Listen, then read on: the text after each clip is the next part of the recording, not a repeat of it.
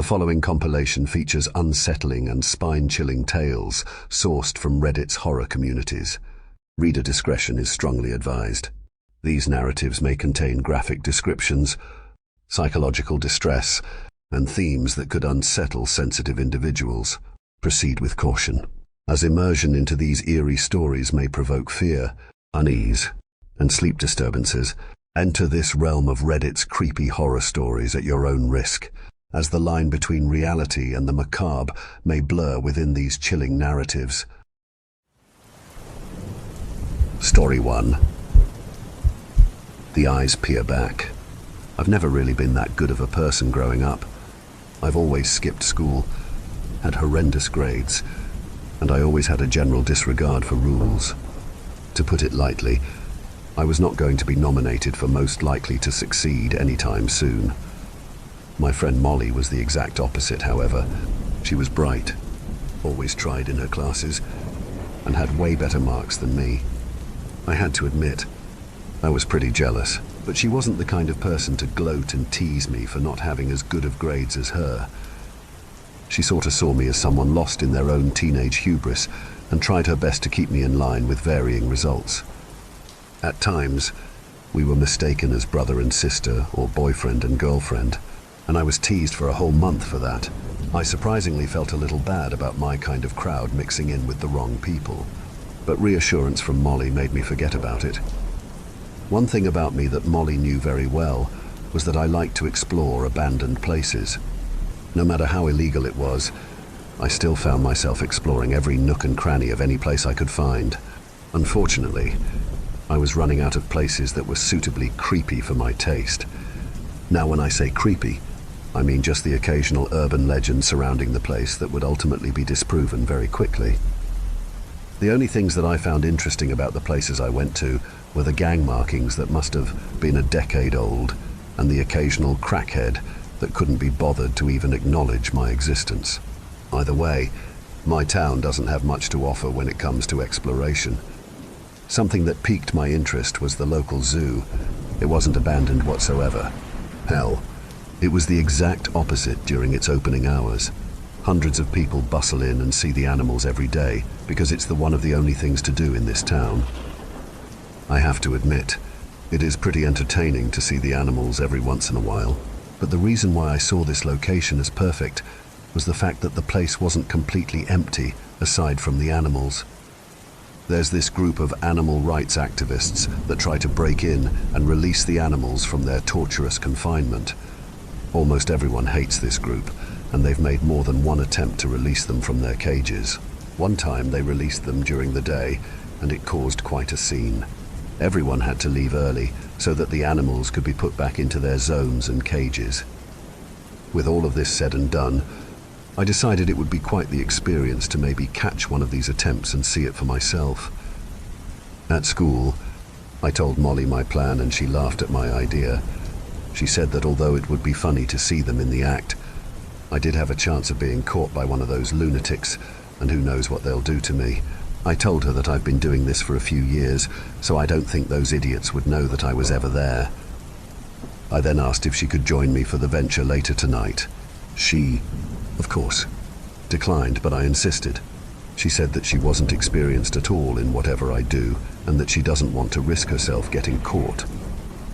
I told her that even someone like her could do it, and that two is better than one. She finally changed her mind when I told her that I'll cover our butts when we get caught and tell them that it was my idea. She reluctantly agreed, and she said she needed some rush in her life at some point anyway. Later that night, we met up at a safe distance from the zoo's entrance. We wanted to see the activists going in ourselves just so that we weren't there for nothing. We waited in the dark for so long that I had thought they weren't coming after all. The only light that illuminated the place was a lone street light that lit up the bold lettering on the sign up front that read, Forest Ridge Public Zoo. We decided to sneak around the side of the park property and see if we can find a ladder on the back of one of the shops that built their back walls, bulging out of the side of the wall. As we rounded the corner, I shined my flashlight to the white backs of the buildings that lined up against the wall. That's when I noticed a hanging ladder made of thick, white-laced rope that was tightened by several knots. I guess they beat us to the punch. I didn't even see them. Did you? I whispered to Molly. No, I couldn't see much. It's really dark out here.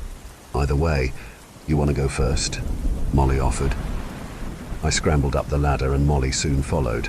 We overlooked the main entrance to the zoo and saw a little light flicker its way in different directions.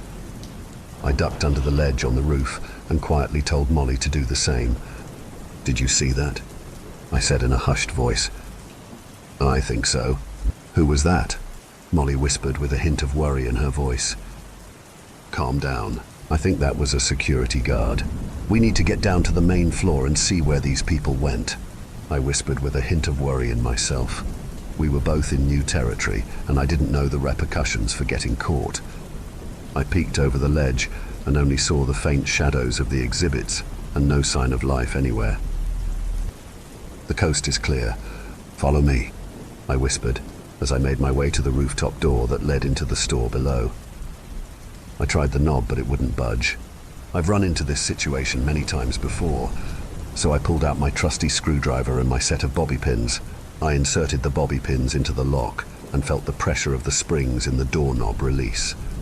I carefully pushed up the springs into the cylinder and felt the oh-so-satisfying click of the deadbolt being released from the rusty strike plate.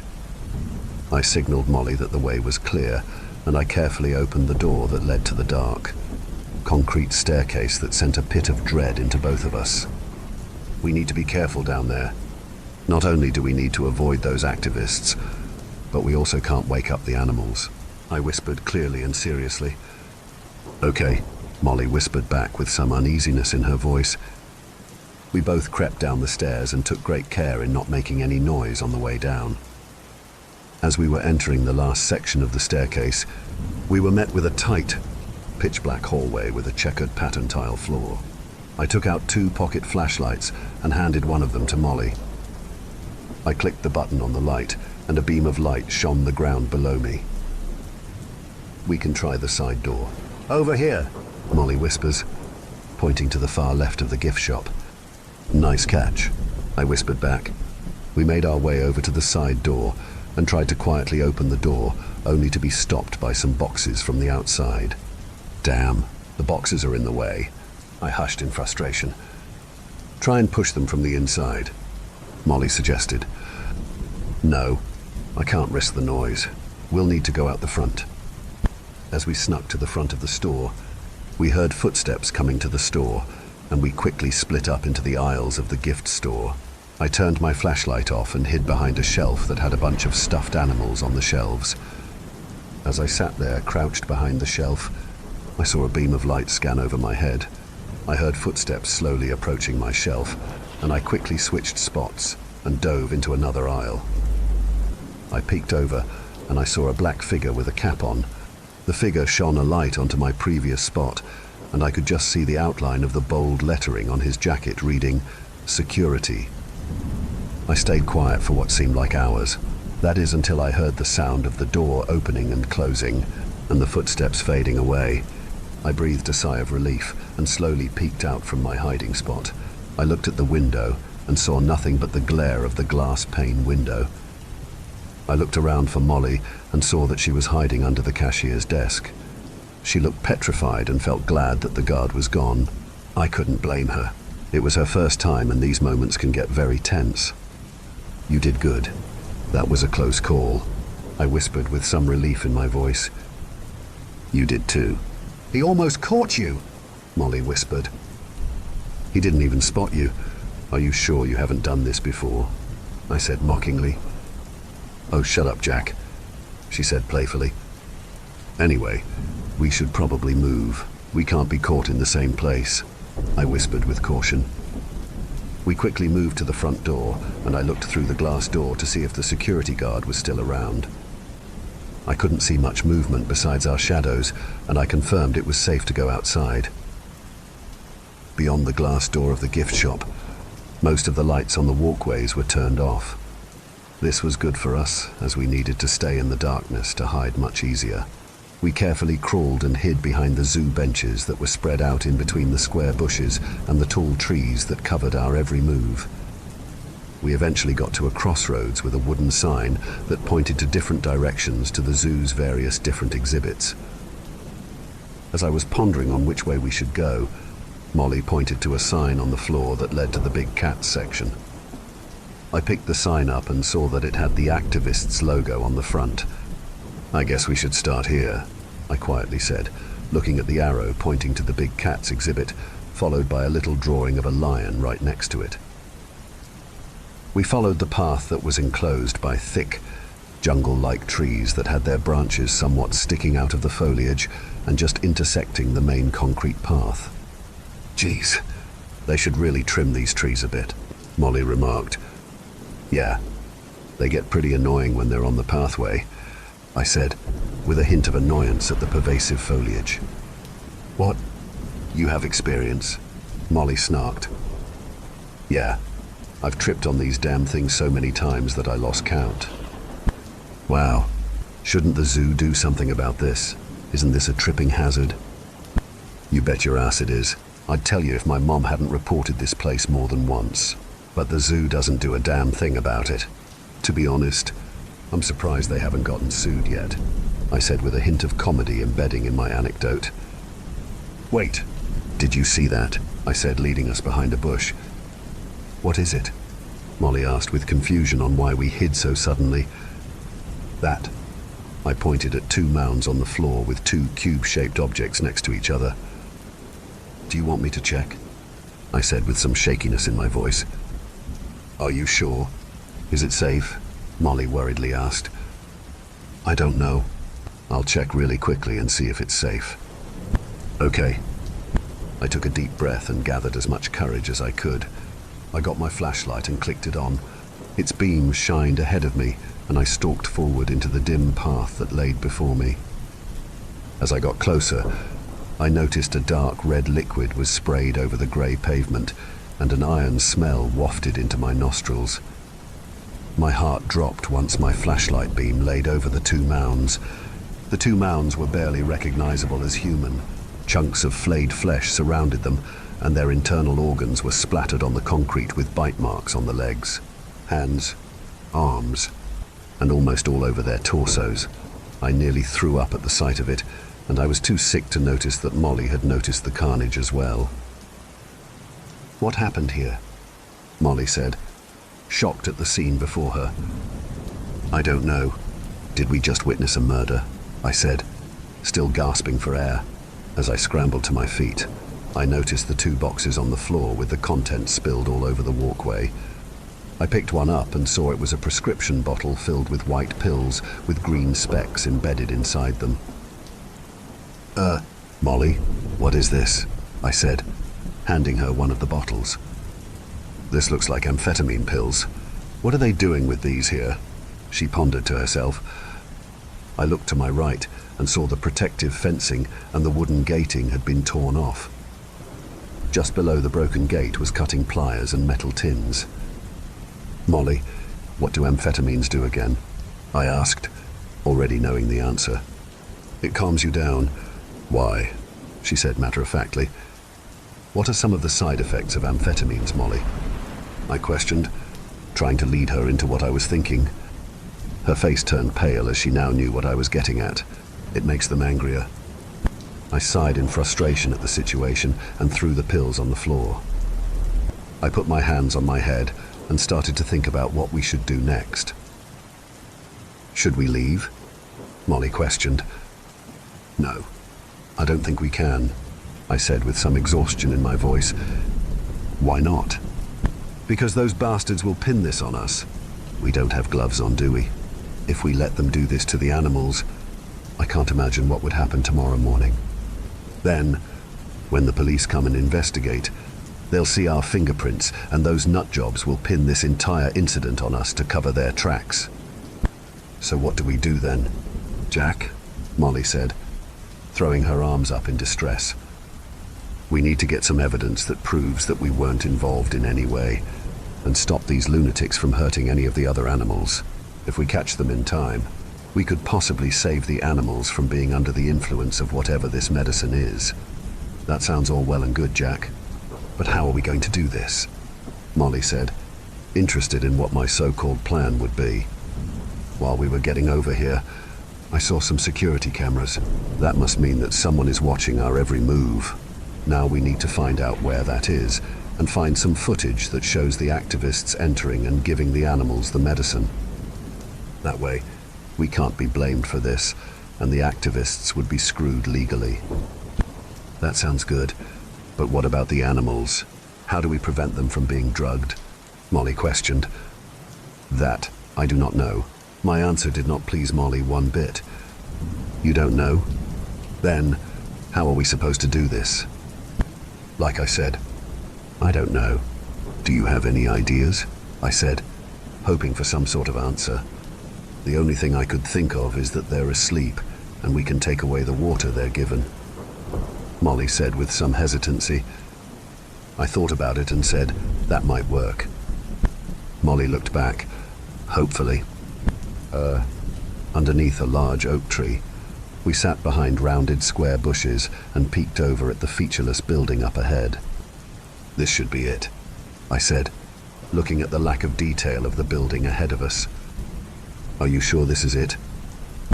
Hopefully. The building's easy to miss, I said, looking at my watch. 2 a.m. We need to hurry before the staff come in at 6. Okay. The camera's looking away. Go. Molly and I quickly moved to the side of the building. Before we positioned ourselves, all of the lampposts were shut off all at once. They found their way to the power supply. Is that a good thing? Molly said. Yeah, I think. More cover for us. And them. Molly did not like the last part. We've got our chance. Look out for anything, and I'll try and get the door open. I pointed my light to the keyhole and started to fidget around with the mechanism inside. It was relatively strong as expected and somewhat difficult to get the pins in the right place.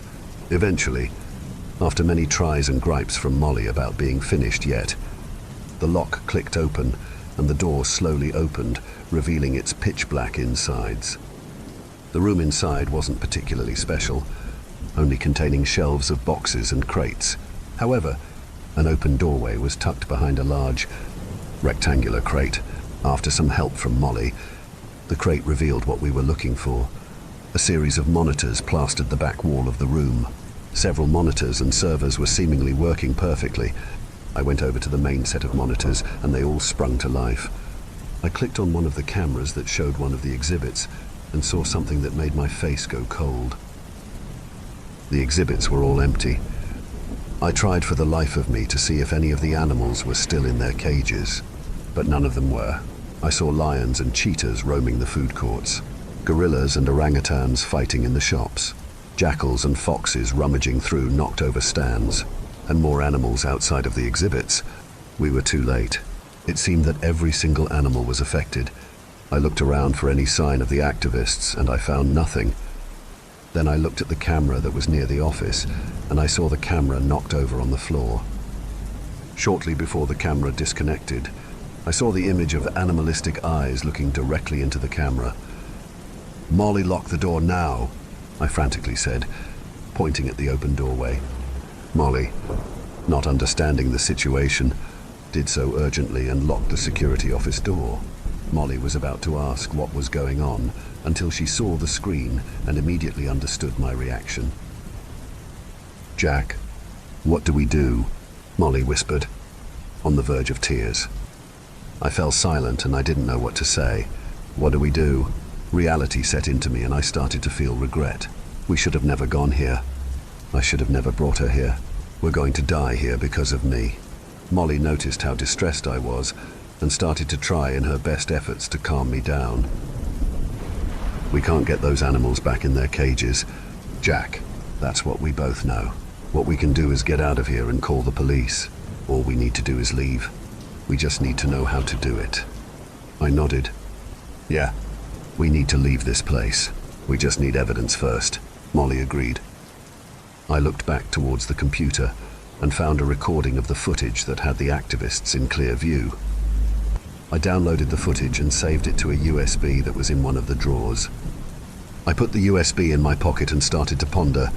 Ideas were floating around in my head and all of them were risky. I started to pace around the room and tried to grasp at something.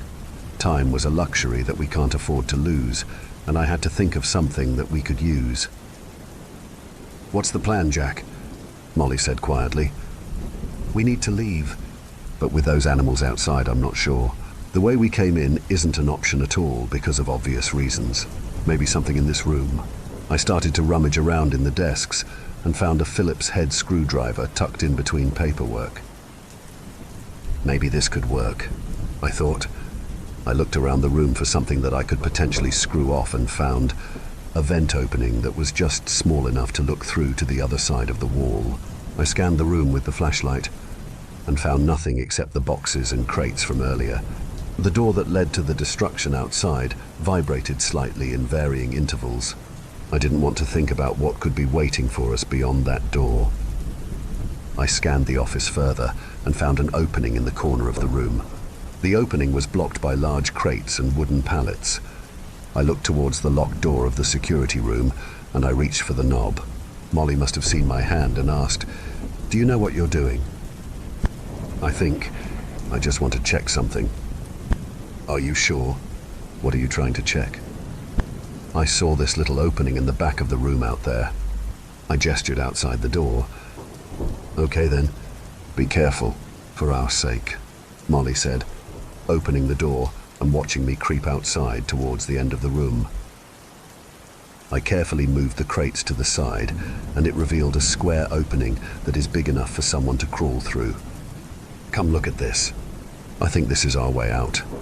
Molly comes over and looks into the darkness of the vent. The vent was dusty, and tiny cobwebs were sticking to the corners of the vent. "You, Jack, there's cobwebs in there," Molly said, disgusted. "Do you see any other way out of here?" I said, gesturing to the unknown darkness of the industrial closet that we trapped ourselves in. "Good point, Jack. Come on, let's move." I crawled on all fours into the vent, and Molly hesitantly followed after me. I shined the flashlight forward, which led to my elbows touching the dust-covered vent floors. I covered my arms and hands with my sweater and started to hold in the need to release the phlegm in my throat, which was waiting to be let out in a string of coughing fits. The walls of the steel vents echoed the thumps of arms and legs. I held my breath for as long as I could, waiting for something to come around the corner.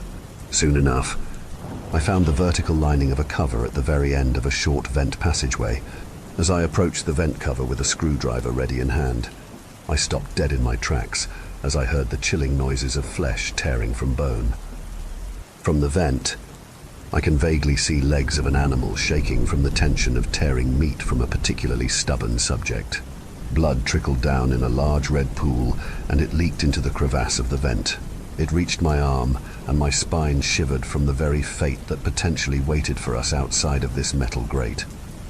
However, my thoughts were pierced by a sharp feeling of being watched. I looked at the grate and saw eyes peering into the darkness that contained both me and Molly. Its slit pupil narrowed into a snarl. A black jaw gnawed loudly at the grate, which started to shake violently. I gripped the screwdriver as my life literally depended on it. Soon, the opening would be clear, and my opportunity to strike would arrive for only a few moments. The vent was now torn off, and its head started to narrow into the opening, and it aimed for my arm in order to pull me into the carnage outside. As its head shot forward towards my arm, I thrusted my screwdriver into the general direction of the animal. Its screeches echoed into the darkness of the helpless night. It staggered back and fell to the floor in pain. I scrambled out of the vent and looked at the creature. The first thing that caught my attention was its face. The screwdriver was buried into the creature's eye. Blood trickled down in droves, and its face alone said how much pain it was in. However, its face also showed unwavering anger and rage at whoever had done this to them. That unfortunate soul would have to wait because it had to escape. It bolted away, and a small trail of blood followed it. Molly looked at me with terror in her eyes. "Are you okay?" Molly said, with panic in her voice. I looked at my hand and saw blood running down into my sleeve. Further down my arm was a slight puncture into the cloth of my jacket. I breathed a sigh of relief when I saw that it didn't break the skin. "Yeah, Thank God, I said, with a small sigh of relief. When I went to pick up the screwdriver, it was now covered in blood. The screwdriver shook in my hands, and the feeling of doing such a thing to an animal gave me a sharp chill down my back. Jack, you're shaking. Are you feeling all right? She said from behind, laying her hand on my shoulder. I just hurt an animal. It didn't have anything to do with those activists. Should I feel bad about this, Molly? No, I don't think so. It attacked you, and you defended yourself. What else were you supposed to do? I don't know, Molly. It was drugged. It was angry. I feel like a monster, I said, fighting back tears. Look, Jack, it's difficult to say what you're feeling right now, but now is not the time. We need to leave before one of those animals finds us. I looked down at the puncture in my sleeve. Yeah, we should. Did you find anything? Molly asked, leaning up against the wall. Not yet. A lot of the exits here are very risky.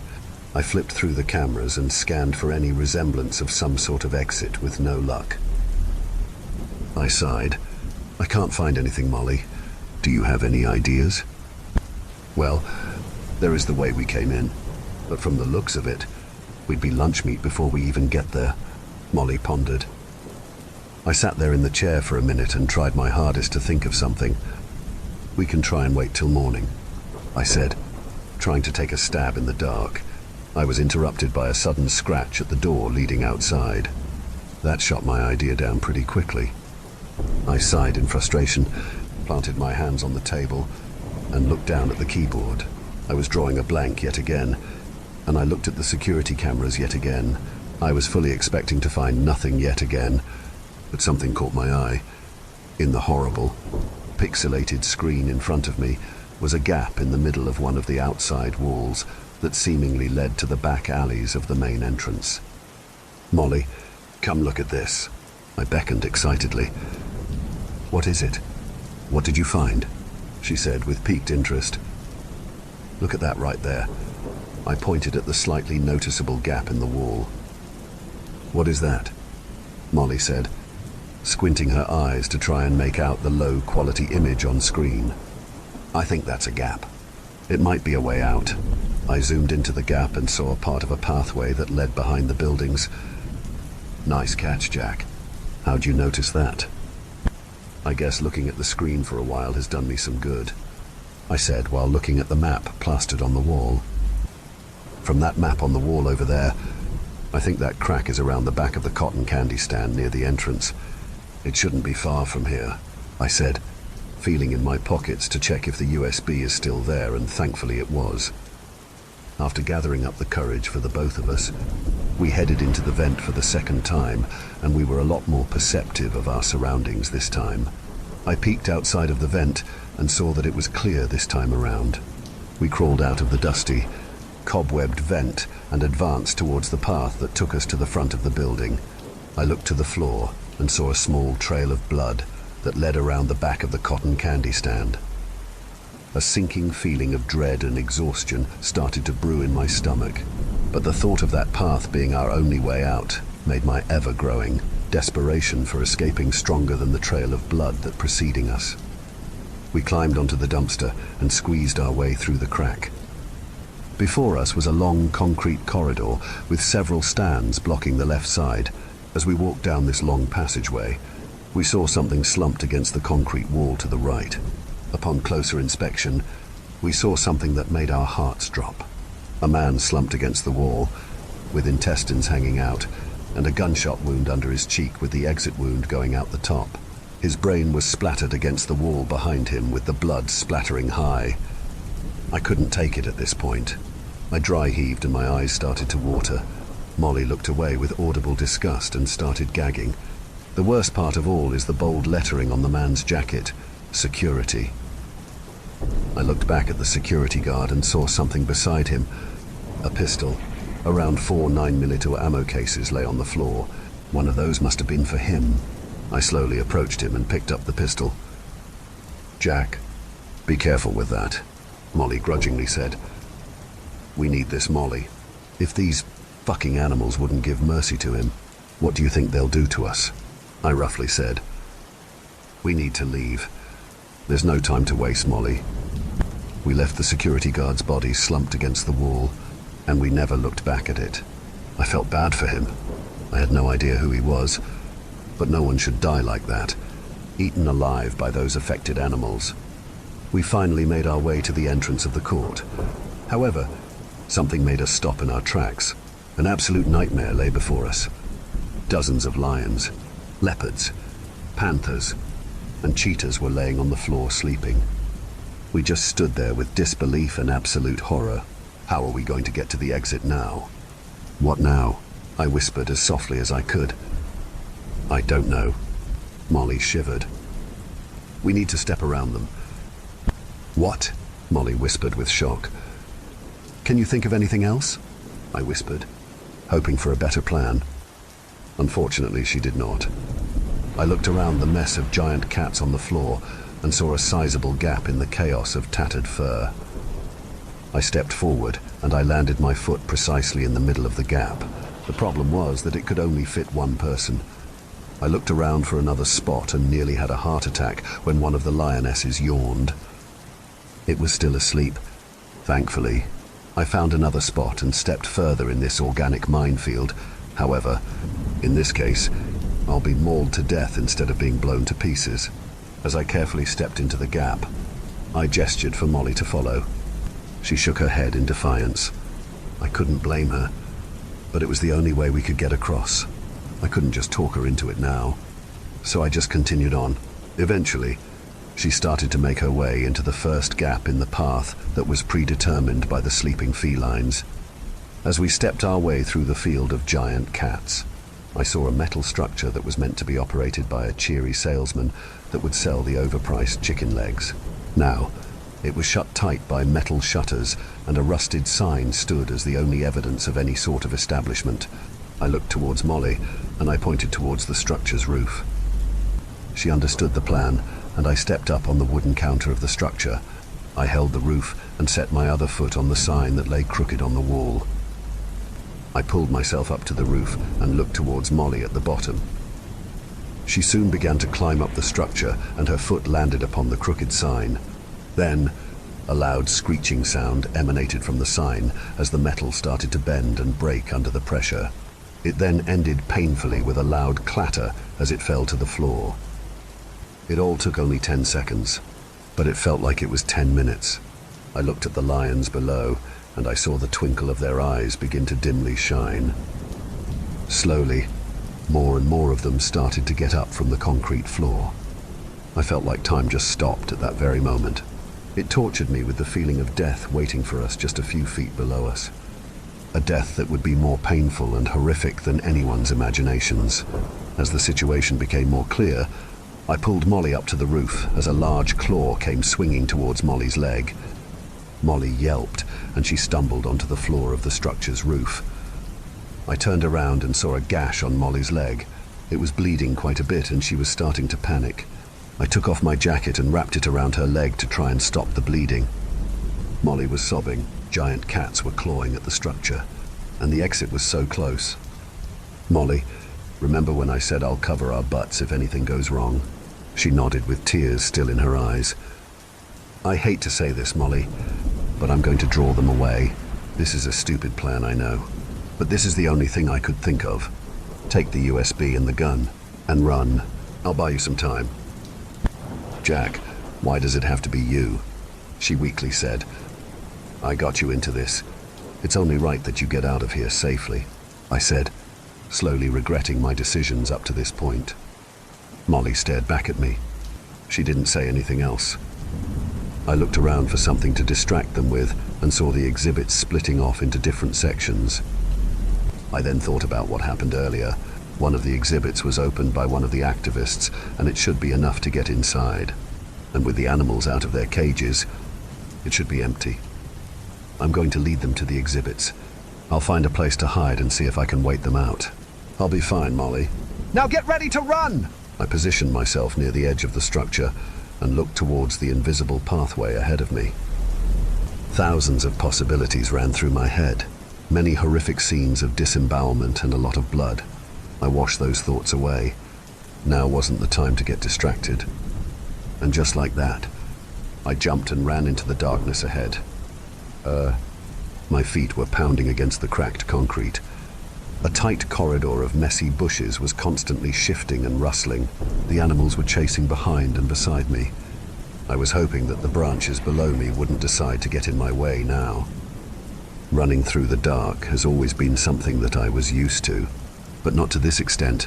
I finally reached the first exhibit, and the two bodies still lay there with their entrails spilled all over the floor. I looked to the right and saw the hole in the dark exhibit. I squeezed my way through the hole and looked around for something to cover it. I found a long piece of log sitting on the side, and I pushed hard so that the heavy log could block the hole in the wall. Just as I did that, I heard the repeated slams against the metal gate. I shined the flashlight and saw multiple rabid eyes looking directly at me. It felt weird being in a cage like this, and a bit ironic too. Now who's looking at who? I said to myself, with a bit of a smirk. The clouded sky was now slowly being covered in a bright pink. The giant ball of fire we call the sun was slowly rising above the horizon. The shadows of the animals stretch from outside, and my shadow stretches towards the end of the cage. In the shadows that have not been graced by the sun's warm embrace, one singular eye opens in the corner of the cage. I looked towards it, and a cold chill ran down my spine. A black cougar slowly moved out of the shadows with one eye still open. The other had blood dripping down from it. I knew that the thing that attacked me and dragged me from the vents, the one that tried to bite and maul me, the one I had stabbed with a screwdriver, was now in a cage with the one that stabbed them. Me! It prowled through the grass like I was their prey, and its one eye narrowed onto me. I tried to feel for the screwdriver, but I felt nothing. It must have fell out of my pocket while I was running into the exhibits. I looked towards the floor and saw a branch on the floor. It looked sturdy. I picked it up and held it like a baseball bat. It shook in my hands, and I felt like a poor prisoner waiting to be executed. Before I could compose myself, it dashed towards me with foam hanging out of its jaws. I aimlessly swung towards the foliage, and I felt resistance vibrate from the branch and into my arms. A heavy thunk echoed through my ears, and a growl rumbled from the grass. I backed away towards a mess of branches standing on each other and readied my branch like a batter at a baseball game. However, the fear of missing still filled my mind thoroughly. I felt its singular eye watching me from every vantage point. To the left of me, to the right, and behind me. I looked behind me and was confronted by nothing but a tangle of grass and giant roots. However, the rapid crushing of foliage drew my attention towards the left, and I was tackled to the floor with a black, furious head biting down on my branch. Blood ran down my arms, and I didn't know whether it was mine or not. Drool sprayed around me as it struggled to get past my wooden barricade that I had in my hands.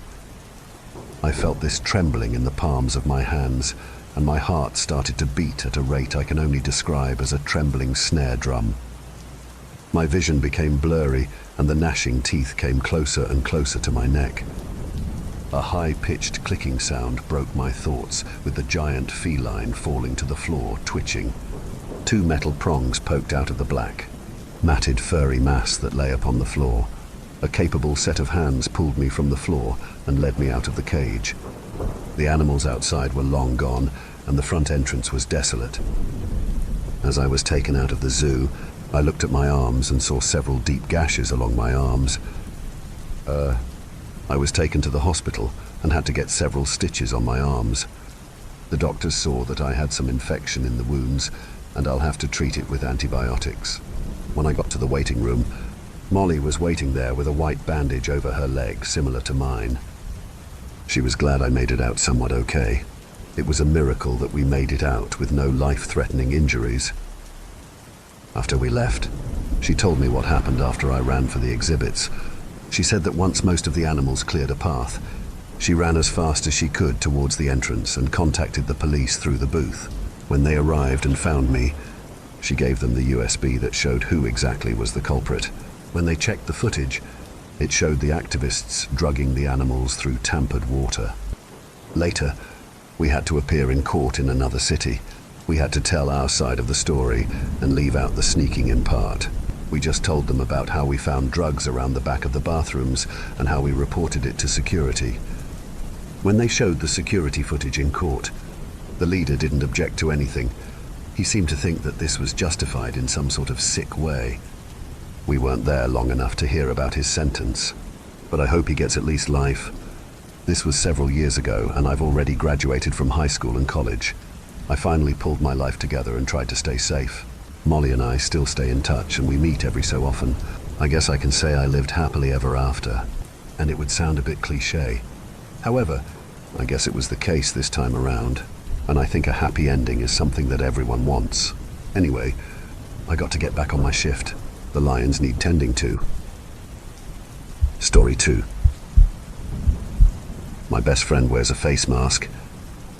When I was in junior high, a transfer student arrived in the middle of the semester, a kid that was different from everyone else. Right away he had caught my eye. In fact, he caught everyone's attention because he had a very unique disability. He couldn't speak.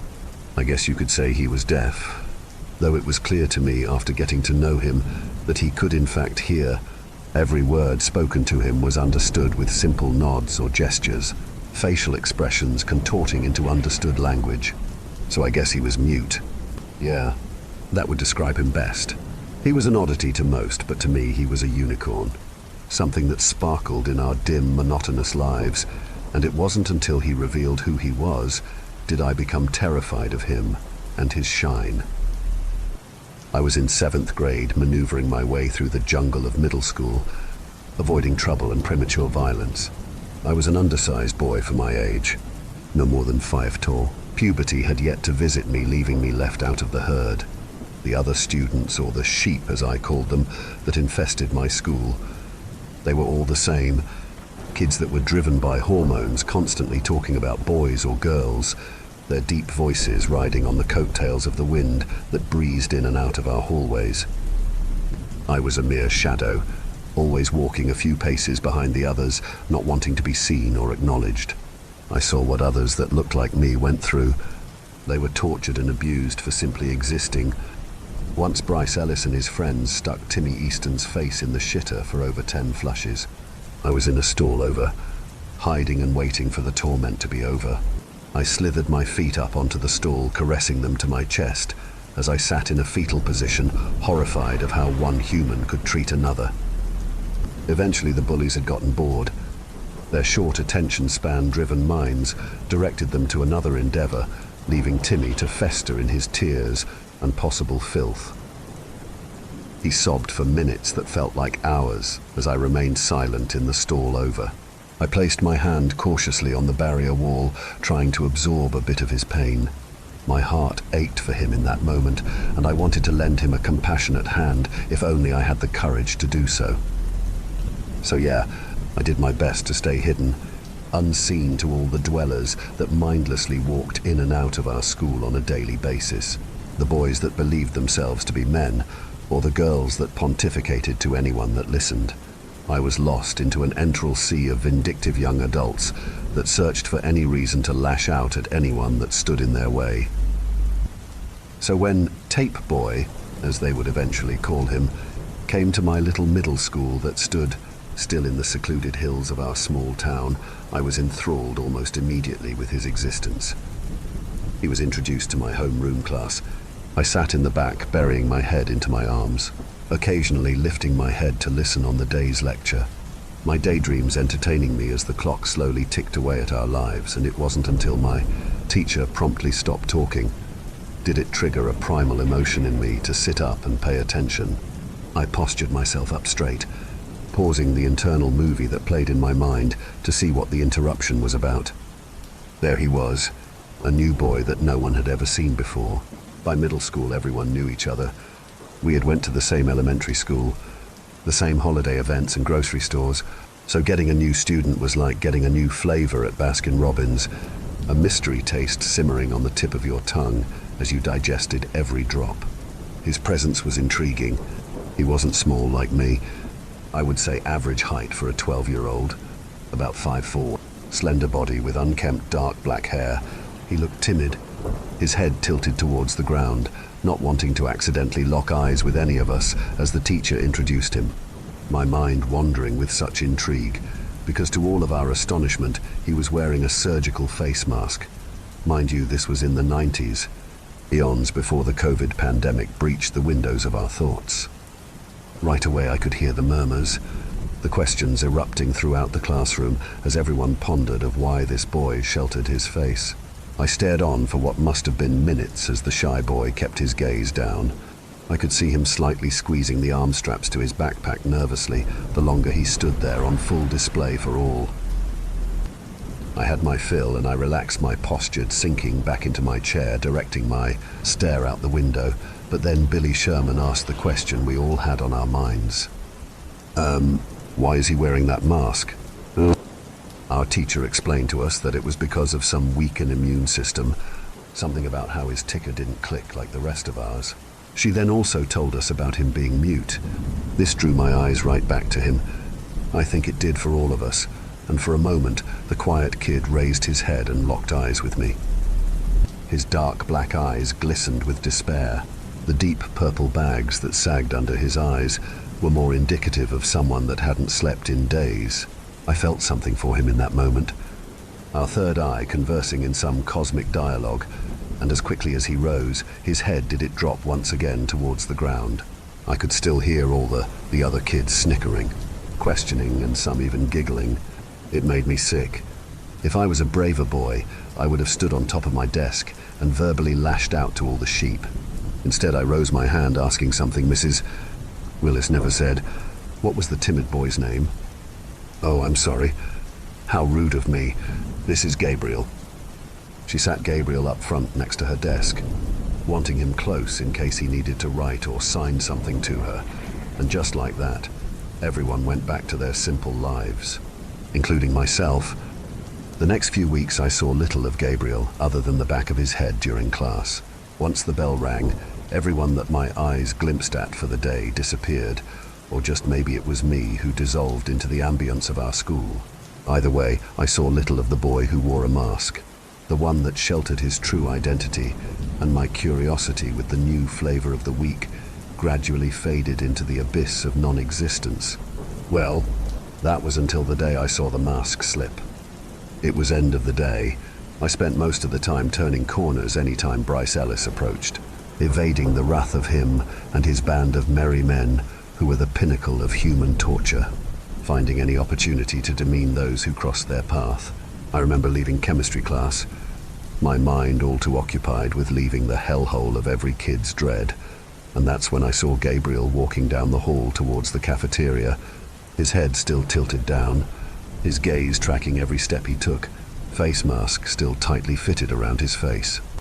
This time I saw someone was following him. It was Tom Ingram, one of Bryce's guys, a kid that tried to be the alpha male of the group numerous times, doing his best to dethrone the reign of Bryce. He was a big boy for his age, probably about 5'9" and easily weighed 200 pounds. He was a wild card, all right. He got caught pouring sugar down Mr. Whitaker's old Pontiac gas tank for giving him a poor grade. So when I saw him berating poor Gabriel, taunting him as grotesque laughter followed every insult, I felt like I had to do something, and my consistent stealth veneer of camouflage morphed into a full-on sprint towards the two. I saw Tom was closing in on him, other kids looking on with bewilderment on their faces, not knowing if they should laugh out of fear or grimace from disgust. For the first time in a long while, did a burning sensation of courage ignite in my soul. I was tired of seeing monsters preying on the sheep, and I was going to stop it somehow. Finally, Gabriel had stopped walking and stood still, his head hanging even lower than before. The strands of his long hair covered the remainder of his face. Tom began slapping the top side of the poor kid's head, yelling out obscenities, angered that he didn't stop sooner. I was close. I was going to stop this, since all anyone else could do is cower in fear while looking on, and then it happened, causing me to stop dead in my tracks. My eyes widening with befuddlement, Tom had torn away the mask from Gabriel's face. Pause with groans came from everyone.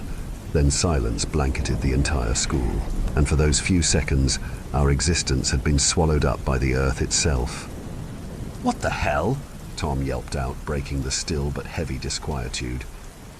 I wanted to say something, but no words could be manifested, only gurgles as I choked on my own disbelief. The timid boy, under the mask of intrigue, had a strip of black duct tape covering his mouth. It stretching from the side of his face to the other, almost resembling what would be some hideous smile. The timid boy then collapsed his hands over his face as faint muffles of sobbing protruded from him. He ran into the nearest restroom, only for Tom to pursue. Finally, my thoughts had been gathered, while my body came back to life. I brushed off the bizarre occurrence of that grisly smile, and I reminded myself of what was about to happen.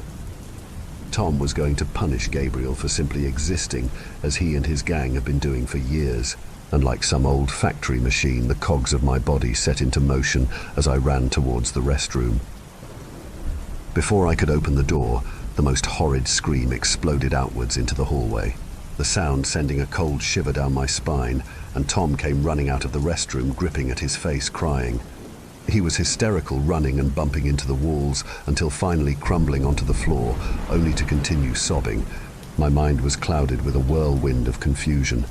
I no longer knew what to do. I was going to run in there and stop the assault, but now the assaulter was on the floor, destroyed. Then Gabriel calmly came out of the restroom, his mask firmly back on, and he turned to look at me, his dark eyes burning an image of anguish into my mind. I asked if he was okay. Of course he said nothing, though. He didn't need to. I could just sense his response, and it was one of gratitude.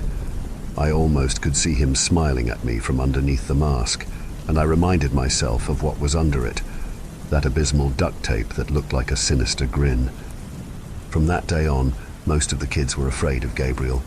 I could see the look of terror in their eyes any time he passed by them, even though his head was still shifted downwards. But that's the day whenever someone mentioned him, they referred to him as Tape Boy.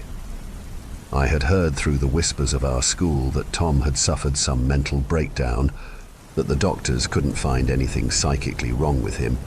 It was as if his mind had shattered. He remained in some mental hospital, memories of him gradually fading, and the sheep went on with living their mundane lives. Bryce even slowed his bullying. I think he knew that there were now more eyes watching everyone after the altercation, and he didn't want to get caught in some bad situation, though I could see he was itching to get at Gabriel. I went back to being a shadow, avoiding all the others, still not too confident that the days of torture were over. Even though Gabriel was regarded as some magical or perhaps malevolent being by most, not sure which one, he still appeared to be sad, lonely, his head always dragging with despondency. I made an effort in getting to know him. I wasn't afraid like the rest of them. Something about the day we locked eyes gave me the resolve to understand he wouldn't hurt me. I approached him during lunch break. He was outside, sitting underneath a tree, the shade showering him a gloom of haze. I think I surprised him, or maybe it was just my stealth nature, but I saw him jump when I sat next to him. I began talking about the origins of Darth Vader, of how he was originally a hero, using his force power for good, only to eventually turn to the dark side. Gabriel just looked at me, confounded of why I was even talking to him, his stare looking on with indifference. I told him that he was like a superhero. Doing whatever he did to Tom was just like a superpower, that I was thankful. His gaze then returned back to the floor, almost out of shame. I guess whatever he did that day, he didn't see it as something special, or something to praise. I then told him that I still envied his ability to defend himself, that having such an ability was better than winning the school lottery, which was a week's supply of free cafeteria food. I kept blabbering on for the remainder of the break, while he still postured his stare towards the floor until the bell had finally rung. Before getting up, I told him that if I could have a superpower, mine would be invisibility. That's when he turned to me, pulling out a small spiral from his backpack, writing something down. He then showed me. "Why?" it read. I told him that I didn't like being seen, that if I could, I would melt away into the noise. Then life would be better. He just stared at me with what I could assume was disbelief. He didn't write anything back. He just remained seated while I stood to my feet. I asked if he was coming back to class, but he ignored me and just stared out into space, presumably lost in his own thoughts. For the next several months, I would catch Gabriel in the hallways, talk to him about the latest edition of whatever comic I was reading, Superman being my favorite, and I would go on and on about how his true superpower wasn't strength but hope.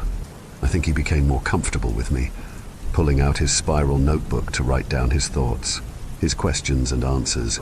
A new gateway of communication had formed between us. Most times I could tell what he was going to write by looking at his eyes. Those dark, haunting eyes. He was a mysterious book, slowly being revealed to me, and I was completely beguiled by his friendship. Bryce and his little posse slowly went back to bullying the sheep, though they kept their distance from Gabriel and me. I guess I had a new protector, one that wouldn't be crossed, and something about that protection left me feeling proud. I knew in my heart that the timid kid that now went by Tape Boy wouldn't hurt a fly, that maybe the day of Tom going crazy was all by chance. Perhaps his rage snapped his mind.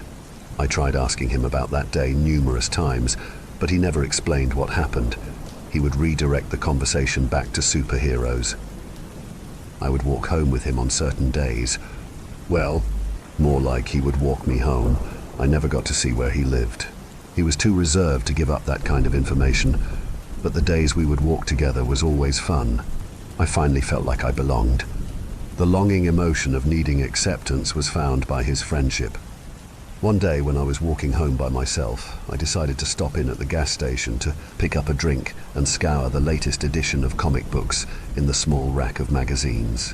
Before entering the store, I could hear arguing voices engaging in combative dialogue, and it became vividly clear that it was more of a yelling match than conversation.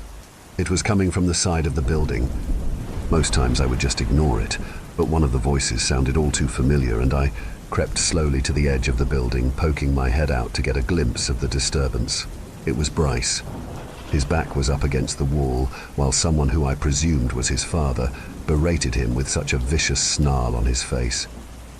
The angry man kept slapping Bryce across the face anytime he tried to say something, and soon tears began drizzling off the face of the mighty bully, only for the man to laugh. I didn't know why the older man was treating Bryce the way he was. Information cut out of my understanding. For all I know, it could have been because of something the bully did at school. I found it to be poetic justice that the boy that caused so much heartache suffered the same amount only at home. It felt like a cliché. The angry kid was angry because of the angry father. A cruel loop of never-ending proportions. Eventually, the man or father walked away, getting back into his car, leaving the bully to brush away the tears from his face. I cautiously retreated my head away, deciding to ditch the store completely, when that same broken voice only minutes ago shouted out to me with a hefty dominance. "What the hell do you think you're doing?" Bryce howled out. I didn't bother turning around. I just ran home, dodging into alleyways, trying my best to not be seen. It didn't appear as if he was following, but seeing him in such a vulnerable state was bemusing. We were a small town. How could I not know who the man was? We all knew each other since we were small, and then it hit me. Bryce's dad had left when he was little. This man must have been his stepdad, or perhaps Mom's boyfriend. It didn't matter. I was going to mind my own business. I was going to slither back into the shadows, but my attempts would only fall on defeated shoulders. I didn't want to tell anyone of what I saw. I hoped that keeping my mouth shut would have been enough for the bully to leave me be. Unfortunately, there is no reasoning when it comes to human beings. We base our actions on emotions, our anger, and Bryce confronted me the next morning in front of Gabriel. "Hey, Ferry, did you enjoy the show?" the angry kid spouted out at me. I tried explaining to him that I wasn't trying to intrude, that the arguing concerned me, that I didn't like seeing him being mistreated, and then he punched me right in the gut. I fell to the floor, gripping at my stomach, the pain slicing through every fiber of my body. I tried catching my breath, but inhaling was too painful, and I sheltered my face expecting another punch, but the bully walked off, leaving me to sweat. Gabriel kneeled down to me, taking out his spiral notebook, writing the obvious question. I gestured to him to give me a moment, and I honestly felt like crying. I had spent years doing my best to blend into the background. The invisibility power I was so desperate to have amongst the sheep was now gone. I was on Bryce's radar. For the remainder of the school year, I tried avoiding the bullies. the monsters that preyed on the sheep, but their leader would actively search for me. He was no longer intimidated by Gabriel. His once menacing allure had dwindled, and now we both were sitting ducks. Luckily, there was only a few weeks left until summer break, and I only had hoped that the time off would be enough for the monster of monsters to cool off. Entering summer was a relief much needed for my sanity. I took a few thrashings, but it was over. Me and Gabriel had big plans on spending time together. He wasn't an outdoor kind of kid. He usually would just come over my place and we would read my comic books. He quickly grew enchanted with the idea of superheroes, their powers restoring balance to the nature of our world. I enjoyed every minute of it. My parents, on the other hand, looked less jovial to our friendship. They didn't like the mask. It worried them. They thought that whatever illness he had could be passed on to me, but they didn't do anything to stop us from seeing each other. They only silently protested. So after a while, we decided to meet somewhere outdoors, away from my parents' judgmental stares. There was a creek close to my house, the trees giving us enough shade to stay cool on those long summer days. The small stream that flowed through the trenches of the creek enriched our view, as we would find the perfect rock to perch on while reading our comics. We didn't see much of any of the other classmates that summer. The sheep kept their distance, or maybe it was just us. But the days seemed to pass quickly, and before we knew it, summer was coming to an end. I couldn't remember how many volumes we must have read, but Gabriel was now a fan of almost every superhero. He tended to raise out his arms while walking, mimicking the premise of flying like Superman, his ponderous eyes cutting through the brush as we escaped our secluded summer spot. It was on the final day of our summer break did I pressure the shy, timid boy to explain to me what had happened that day. The day Tom lost his marbles. I needed to know. Gabriel has always tried redirecting the conversation, holding up a comic of Batman, pointing at some dialogue. I got upset.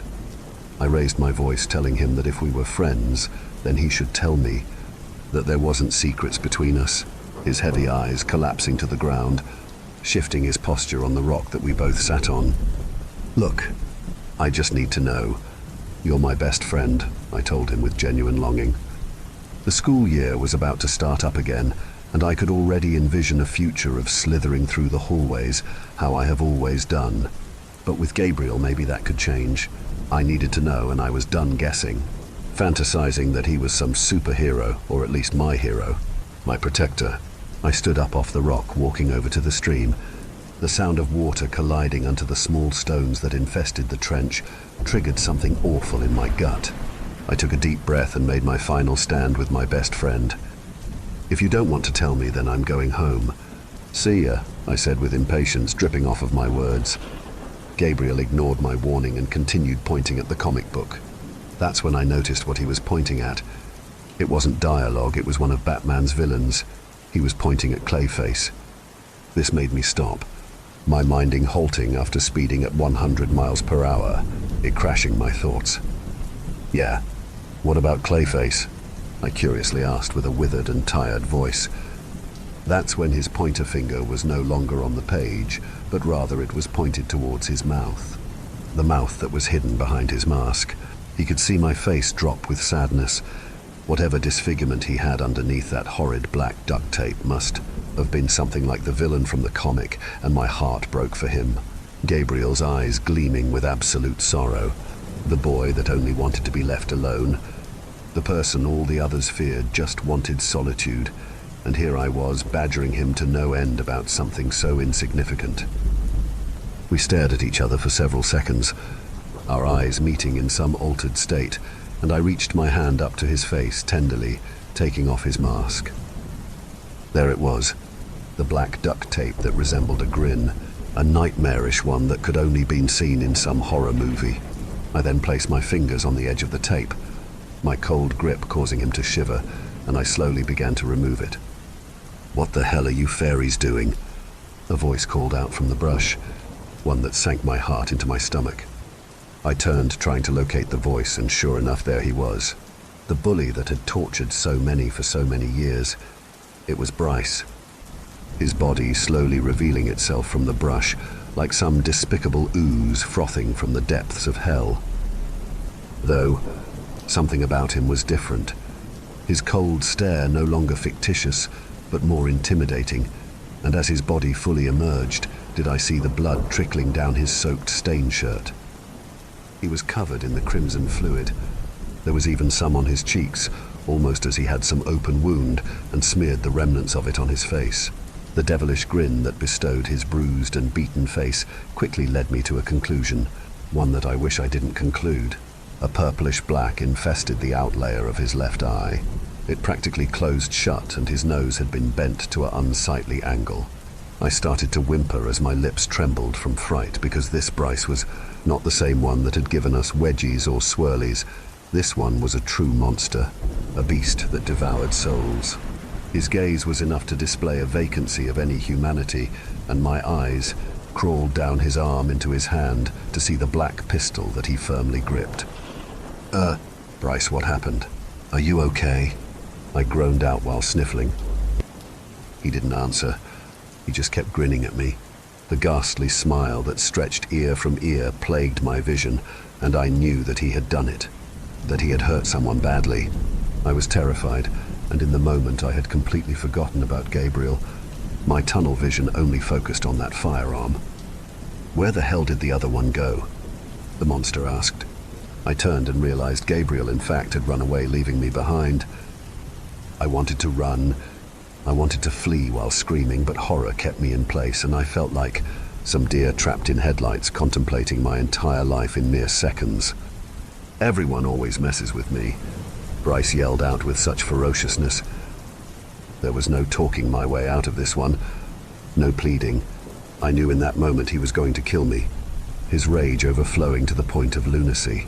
He quickly pounced, dropping me to the floor, screaming with madness, and he repeatedly hit me over the head with the butt of the gun, causing me to see stars.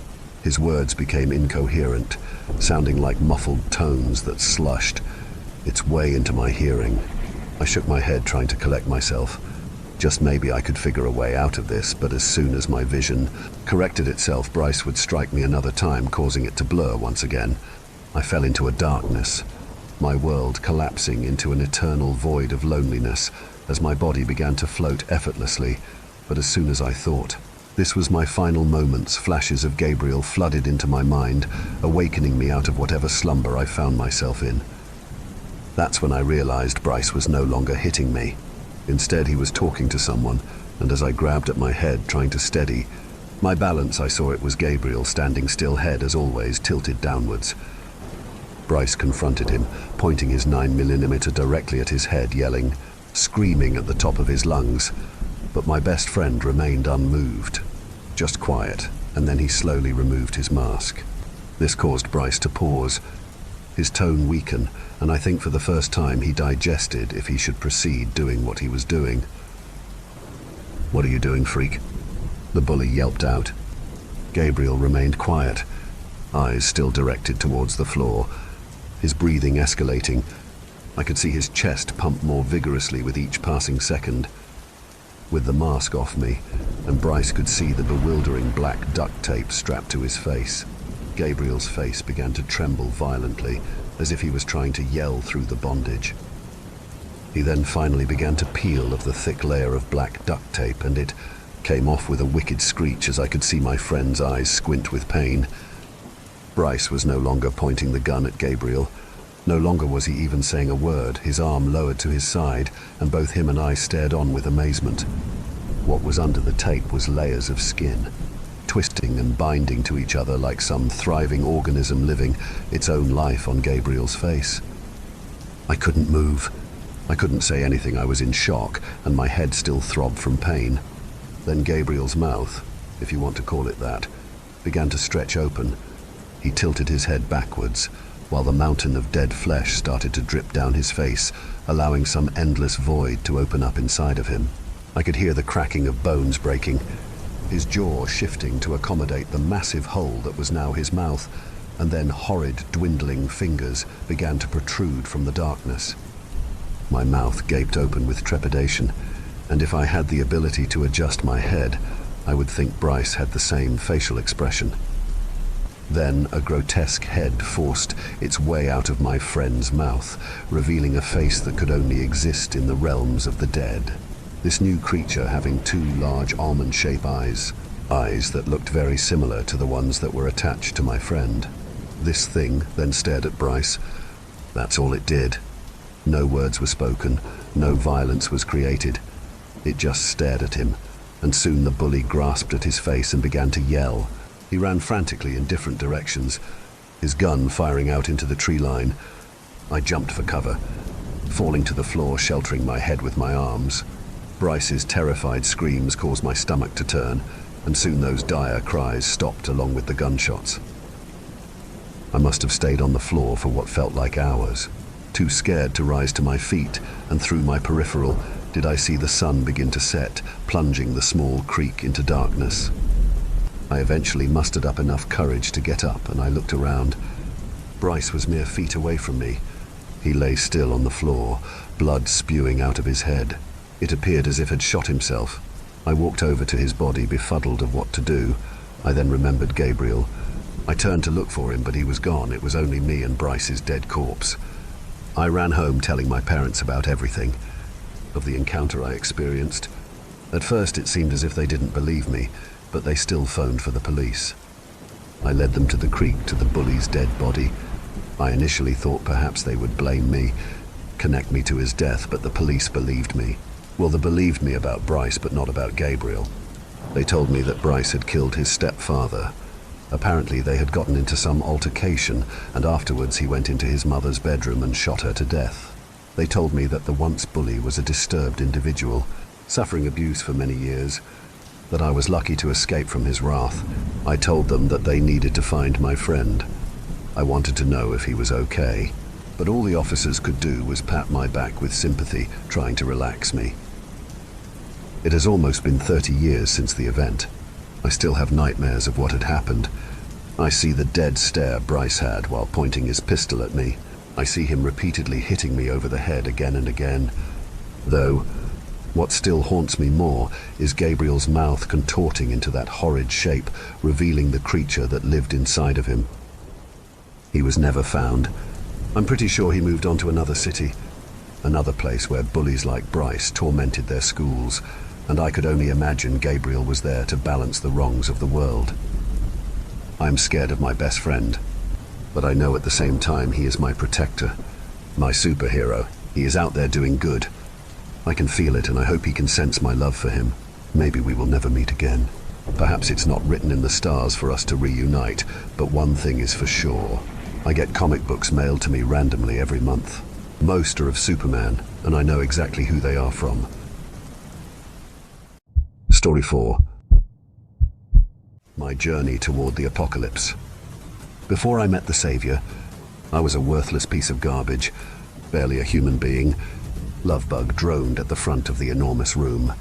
Lovebug was a monster of a man, 250 pounds of hard tattooed muscle. Like myself, he was a high-ranking member of the church. His flat grey eyes scanned the room with a fanatical gleam. I sat in the first row, watching and waiting. Followers of the Savior would tell their stories, how the Savior had reached down and lifted them out of sin and filth to bring them up to the divine. The bright fluorescent lights overhead droned on with a low hum. Thousands of men crammed together in seats or stood at the back of the room. The Savior taught only 2 commandments: to murder is holy, and to die for the Savior is the highest bliss. An army of warriors followed the Savior, knights on a holy crusade, priests who wouldn't hesitate to burn the foul bodies of any witches or demons we encountered. I thought of myself as a knight for the Holy King, our Savior, the mouthpiece of the Eternal. Now, it is like the hand of God has reached into my heart and loosened all the knots there, the knots of anxiety and fear and uncertainty. He raised his black, military-style rifle into the air for emphasis. I never realized the true nature of reality before, the fact that we are living in a simulation where the final battle of good versus evil is playing out before our very eyes, and I will be on the side of the good. Until my dying breath, I will be on the side of the Savior and of God. The crowd roared and clapped. Men got to their feet. Sweating heavily in the boiling hot conference room, I felt the surge of energy pass through me like a tidal wave. The pure confidence and iron will of truth. Lovebug lumbered down off the stage as the savior came out from behind the red curtains, walking with the straight spine of a soldier. He wore a silky black robe that fluttered softly around him. The hood pulled back. The savior had horrific burns running the length of his body. His arms had melted folds of keloid scars, visible all the way to the tips of his fingers.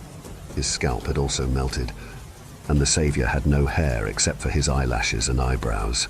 But the fire that had nearly killed him had spared his face. An aristocratic visage with ferocious green eyes like those of a cat. That face seemed like it had been sculpted out of marble by Da Vinci himself. The high cheekbones jutting out over a chin so sharp that it looked like it could have hammered nails into boards. He stared out at the crowd for a long moment, his gaze unblinking. "The final battle has begun," he said in a low voice, no more than a whisper. Yet, in the deathly silence of the hall, his words rang out loud and clear. Those in charge of this illusory world know that we see them. We see them very well. How they hide behind the curtain. They control the world economy, the justice system, every government, whether they call themselves communist, authoritarian or democratic, is no more than a puppet in their dancing fingers. When anyone tries to stand up and lead the masses of suffering people towards freedom from slavery, they are vilified by the mainstream media, brought up on false charges or killed, their bodies staged to look like a suicide. Look what they did to Jesus. And for what? For telling people to love God more than their rulers. And those who speak out today are also crucified, murdered in prisons or killed by their governments. Truth is the most precious commodity. After all, it is one that can only be purchased with blood. So what can we do? How can we fight against such evil? There was a quiet muttering among the pale, frozen faces that stared up at the stage with adoration and love. "We can fight it by using their own weapons against them," the savior said, his voice rising in speed and pitch. He raised his fisted hands to his chest, accentuating each syllable with a back-and-forth stab of his hands. "Fight fire with fire, and pay back blood with blood. The only thing these global terrorists understand is greater levels of force. We must show them death on a scale they have never before imagined." I felt nervous as the savior delivered his message. I saw other men shuffle anxiously in the crowded auditorium, most of them having high-caliber rifles slung around their shoulders. I felt the rising violence and bloodlust in the air like electricity before a lightning storm. At that moment, I knew we would all have to fight before too long. The savior called me and Lovebug back to his office after the speech had ended, sending his squirrely assistant over to deliver the handwritten note in the savior's blocky, copperplate handwriting. For a long moment, I simply watched the crowd filtering out of the doors, heading back towards the complex where all the holy soldiers of the savior lived. Feeling dissociated and lightheaded, I followed behind the massive muscular form of Lovebug, the heavy weight of the M16 bouncing against my chest. We pushed through the blood-red velvet curtains, winding our way past stage equipment and down a hallway of pure marble. Mystical paintings, similar to those of Alex Grey, covered both walls, showing the inside workings of the human body through art. It was as if the painter had X-ray vision and could see the heart chakra and the countless thin vessels that spiderwebbed up to the crown. But, unlike Alex Grey's hopeful depictions of mysticism, these showed men and women being burned alive, crucified, decapitated or strangled. Dark colors composed the paintings, the dark blue of a suffocating face, the clotted red of an infected stab wound, the black of death. They captured the essence of struggle perfectly. The Savior's office had a thick mahogany door with silver engravings of leaves and vines running the length of it. At the top stood a single staring eye with 12 wavy tentacles emerging from the perimeter of it. The symbol of God, who the Savior had seen personally. God would sometimes speak through the mouth of the Savior, always during times of great tribulation or suffering. Lovebug knocked at the door. The Savior's deep voice echoed out faintly. "Come in."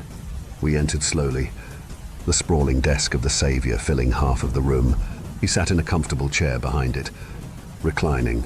On the walls behind him, he had pictures of Jesus, Saint Stephen, Gandhi, Hitler, Jim Jones, Shoko Asahara, and others who he taught had fought against the world elites and been killed for it. The Church of the Final Rapture was not a church in the conventional sense. The main teachings didn't revolve around the divinity of Christ or the nature of original sin. What the Savior taught was far more profound, an illusory or simulated world where every single person could become their own Christ, could awaken to the truth and perform miracles, but only if they believed fully and followed the Savior. "Sit down, please," he said in his gravelly voice. "I have a mission I would like to discuss, and you two are the only ones competent and loyal enough to carry it out." "There is another anomaly spreading," the Savior said, staring between me and Lovebug with his fanatical emerald eyes. "It is located in a rural part of the United States, in a town called..." He glanced down at the sheet of paper in front of him. "Frost Hollow, supposedly. There are Black Ops sites located nearby, secret alphabet agencies experimenting with magnetic distortion systems and creating rips in the fabric of space-time with micro wormholes. I don't think it is much of a leap to say that the anomaly was likely started, either intentionally or unintentionally, by the government as part of their research. The cleaners would like to control that power. After all, they have been sending their men after it for years, like sheep to the slaughter, expending billions of dollars researching it. If they and the US government end up being able to control the creation and spread of anomalies, they will use it to enslave the world. There is no question about it in my mind." He leaned forwards towards us, his eyes growing cold. "There is only one path forward I can see. We need to spread the anomaly, make it become unstable so the demons of hell contained within it can spill out onto the real world. Perhaps it will awaken the downtrodden masses enough to begin the final revolution. We must fight terrorism with greater terrorism, and violence with greater levels of violence. For this mission, I am sending the two of you into Frost Hollow. Your job will be to find the Titan or Titans and lead them out to the border of the anomaly. These are horrendous beasts indeed. The Church has seen them before. They are nearly impossible to kill. I want you two to go inside, bait it, and have it follow you back to the edge, beyond the veil." "What's a Titan?" Lovebug asked, his eyes flicking left and right nervously. The Savior stared at him stonily for a long moment. Then his eyes rolled back in his head, showing only the whites. All the blood seemed to drain from his face. His teeth chattered, his mouth opened, and through it, God spoke, the words pouring out like crashing stones. The voice did not sound anything like the Savior's. It sounded much deeper, more mechanical, more alien somehow. "I see you very well. I saw you when you were no more than a blood clot in your mother's body. I see you even as corpses, rotted, putrefying, crawling with scavengers and insects. I see everything, every moment of time. But in the anomaly, there are things I cannot see. For this, my holy ones must go forth. In the center of hell, you will find a rose, a bird and a stone. These will be your salvation. If salvation can be found at all, go with the blessing of Yaldabaoth." The voice cut off abruptly, the silence deafening. I could hear my own heart pounding in my ears. The Savior's eyes came back down, looking confused and uncertain. His pupils were dilated, and he was sweating heavily, even though it was cool and air-conditioned back here in his private office. We stared at each other across the table, a no-man's land that protected me like a shield. For there seemed to be something dark in the Savior, along with the light, and I didn't know if any man could contain that power. But there was no question of disobeying. Within the hour, Lovebug and I were on one of the Church's private jets flying to the town of Frost Hollow. The gently rolling hills of Frost Hollow loomed below us as the plane circled the small dirt airstrip in the middle of some cow farms. I looked up at Lovebug, trying to judge his stony expression. He had done many years in prison before joining the Church and finding salvation, even being the leader of one of the gangs. I knew he wasn't afraid of violence. He had never told me what he did, what tortured him so much. The Savior had told us much secret knowledge, how to find a Titan, a massive, bloated abomination that could come into being only within an anomaly, a combination of many rotted body pieces fused together in some sort of hellish black magic. The Savior had spies around Frost Hollow and the surrounding towns who had been monitoring the anomaly, watching the unstable gateways leading in and out and mapping them as best they could. We would be given a fast car, plenty of weapons and some body armor. I had no idea how nightmarish the journey would become.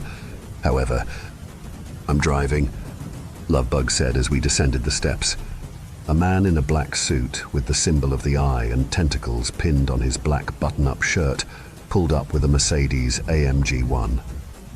It was a sleek, silver thing of immense luxury and power. The craftsmanship made it look like a work of art. I sighed, keeping my finger nervously on the trigger of my rifle as I glanced around the strange, empty town. "If this thing won't outrun a Titan, then nothing will," I said, trying to break the tension. I looked at the speedometer, seeing it went up to 220 miles an hour. "Damn fucking right," Lovebug growled as we slid into the futuristic-looking leather seats. The engine turned on like a softly purring kitten. The GPS automatically turned on as well, the soft robotic voice leading us toward one of the more stable portals to the anomaly. Lovebug sped down the empty forest roads of Frost Hollow, going twice the legal speed limit the entire way. "The speed limit is only for the lowest common denominator," Lovebug said pedantically, waggling a tattooed finger for emphasis. The GPS said we would reach the gateway to the anomaly in 5 minutes. Based on Lovebug's speed, I thought it would be more like 2. Someone who actually knows how to drive and isn't drunk or high can easily do 80 in a 40. Easily. I glanced nervously at the speedometer, realizing he was going over 100 miles an hour now. The sports car hugged the tight corners of the winding forest roads with absolute precision. "Turn right onto Snake Island Road extension in 500 feet, the robotic female voice. Lovebug slammed on the brakes a few seconds later, the tires skidding and locking up. We looked around frantically, seeing no streets anywhere except the one we were on. "What the hell?" Lovebug asked. The night was crawling in by now, the darkness covering the forests like a curtain. I squinted, looking at the thick grove of trees on our right, scanning it back and forth over and over.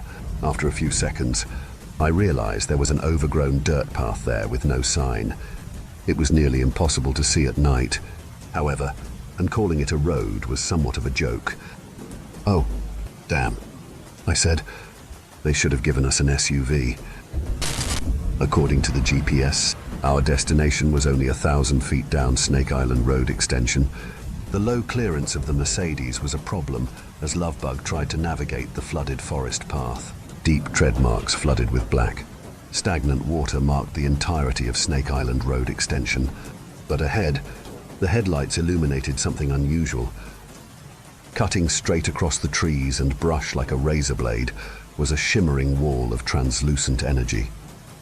It reminded me of a mirage, curving upwards in wavy spiral patterns. But it gave everything a dark, sinister covering. The forest seemed to be in constant motion as the greyish light distorted it. "Look how huge it is," I said in awe, staring up at the starry sky. The flat wall rose up seemingly forever, disappearing in the cold void of infinite space. Lovebug slowly ambled the car towards the anomaly, trying to keep the Mercedes from getting stuck with its low clearance. "You ready for this, man?" Lovebug asked in a quavering voice as we inched towards the anomaly. It was only seconds away now. He grabbed my shoulder. "This is it. Remember the commandments." I closed my eyes, concentrating my heart on the Savior's words. "Dying for the good is the highest bliss," he had told us. "Let's do this," I said, my eyes flying open from my silent prayer as the hood passed through the anomaly.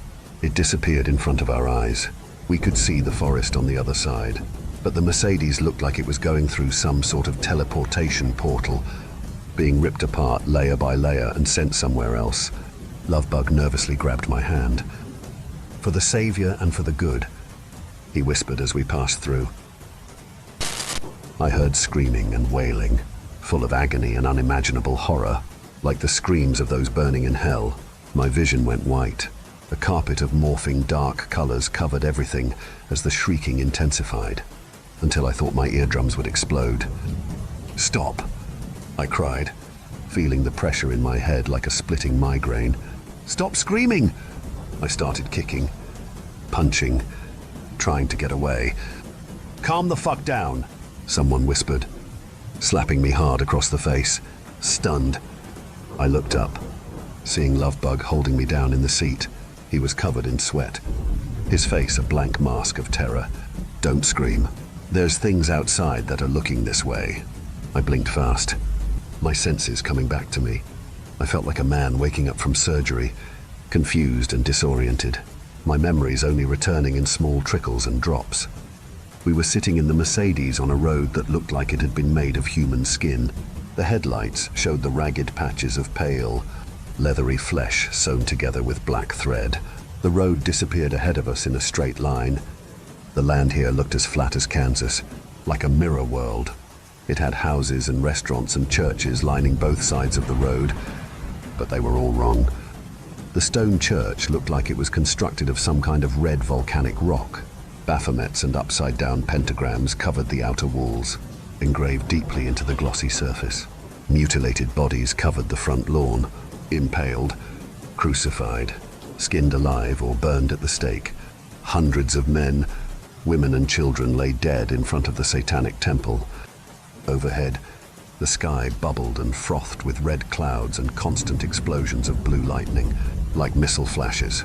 The lightning illuminated the world around us, shining brightly before going dark. The incessant strobing gave the entire place a kind of circus freak show vibe. Many of the homes looked like they had been constructed from bones and covered in human skin, like some sort of hellish teepee. Arm and leg bones wrapped in razor wire formed the pillars.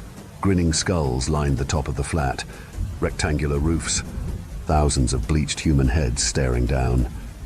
Staring out of the dark doorways, I saw gleaming, silvery eyes. They loomed 8 or 9 feet in the air on spidery bodies. Their limbs looked as thin as bones, jet black and dull. The only color from these still revenants was from their unblinking eyes and grinning mouths, where teeth like those of a dragonfish jutted out. Every pair of eyes on that street was fixed intently on the Mercedes, the sick rictus grins on their alien faces never faltering. "Jesus Christ. I'm sorry," I whispered, feeling weak. I thought I was in a nightmare for a minute there. Lovebug shrugged his massive shoulders. "Yeah, I felt it too, though I came out of it a lot faster than you did," he said, glancing over at the satanic church as we passed.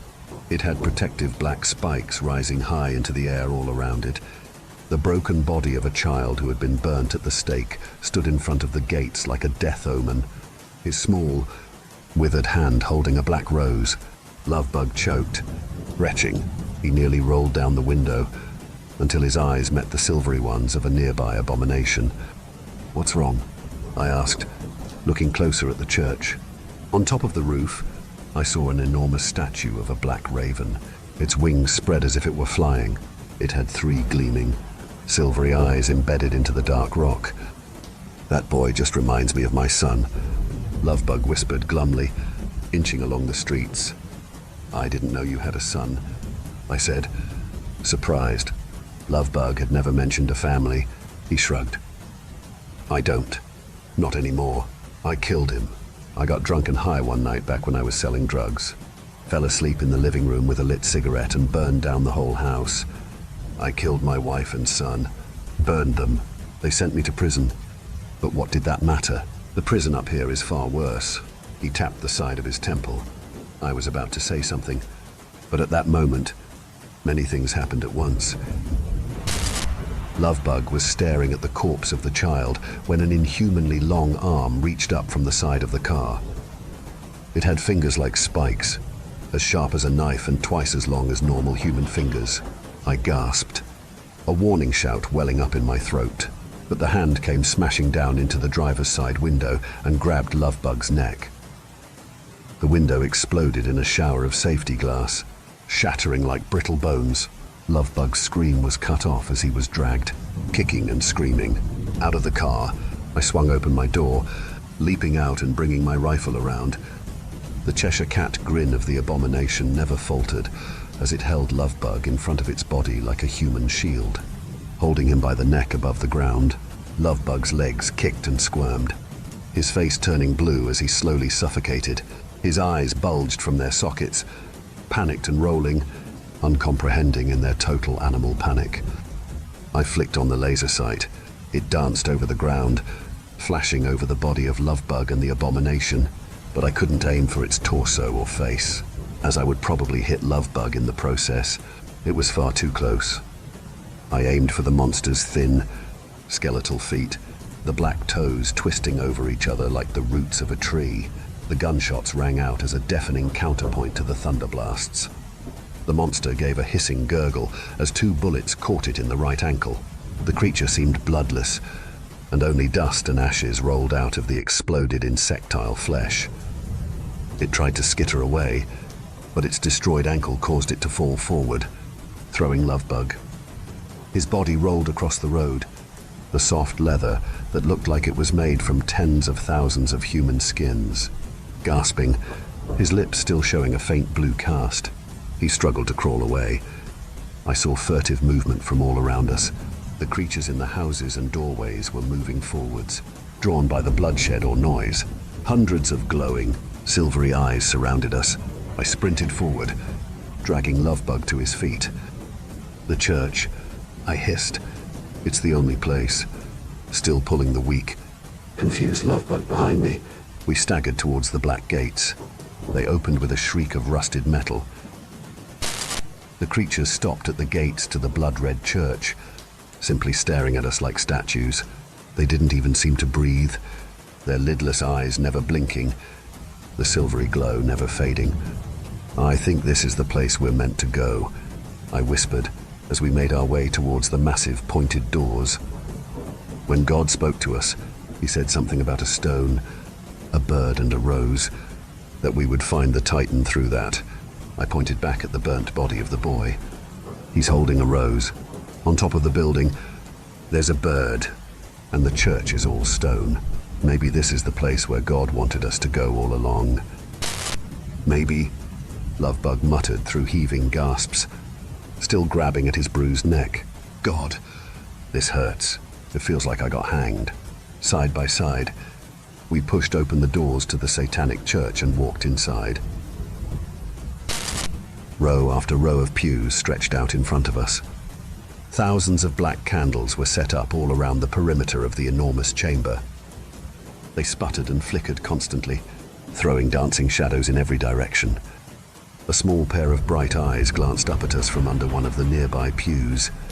I nearly jumped out of my skin, pointing the rifle at them and yelling, "Show yourself! Come out now, or I shoot." Lovebug looked at me, confused. He hadn't seen it, but a few heartbeats later, a little girl crawled out, her eyes big and blue, her body an emaciated wreck. She wore ripped strands of what looked like leathery human skin to cover herself, tied together with black string. In one small, grime-streaked hand, she held a half-eaten raw mouse. "Please, don't kill me," she said in a small voice. "I'm Emma. My mommy and daddy got dragged away and I'm scared." I felt sick and weak looking at this small victim. I reached down and helped her up. "I wouldn't hurt you," I said, kneeling down to her level. "I thought you were one of the bad guys. This is Lovebug, and I'm Jack." "This isn't part of the mission, man," Lovebug said nervously. "What are we supposed to do with her?" "Well, we can't just fucking leave her here," I whispered back. "We need..." But I never got to finish that thought, because at that moment, the church woke up. A red glow started at the front of the chamber, the altar where the priest would have stood and given speeches or Holy Communion. Here, they had a podium that looked like it was carved from a single block of obsidian. Reflected in it, I saw the screaming faces of people burning in hell, grinning demons ripping off strips of human flesh and spiraling waves of flames. all sculpted by an artist who was able to capture the most minuscule details of agony and torture. I looked around, realizing Emma had gone. I hadn't seen her scurry away and hide, but her absence gave me a feeling of crushing dread in my chest. Lovebug, something's wrong, I whispered, still staring up at the altar. I heard a floorboard creak behind me. I glanced back just in time to see a man wearing full SWAT gear. I caught the flash of a pistol coming down, the butt aimed at my forehead. I heard the cracking, felt the immense pressure and pain. For a few moments, I swam in the currents of consciousness, trying to stay awake. But then the blackness crept in and stole me away. I awoke suddenly, my hands tied so tightly behind my back that I couldn't feel my fingers. I felt sick and wanted to throw up. I quickly choked those feelings back down. I tried to shake my head, to clear it, but that just brought jolts of pain like electricity shooting through my skull. Nearby, I heard a gunshot, then another. "Bring it." "Fuckers!" Lovebug screamed in an insane voice.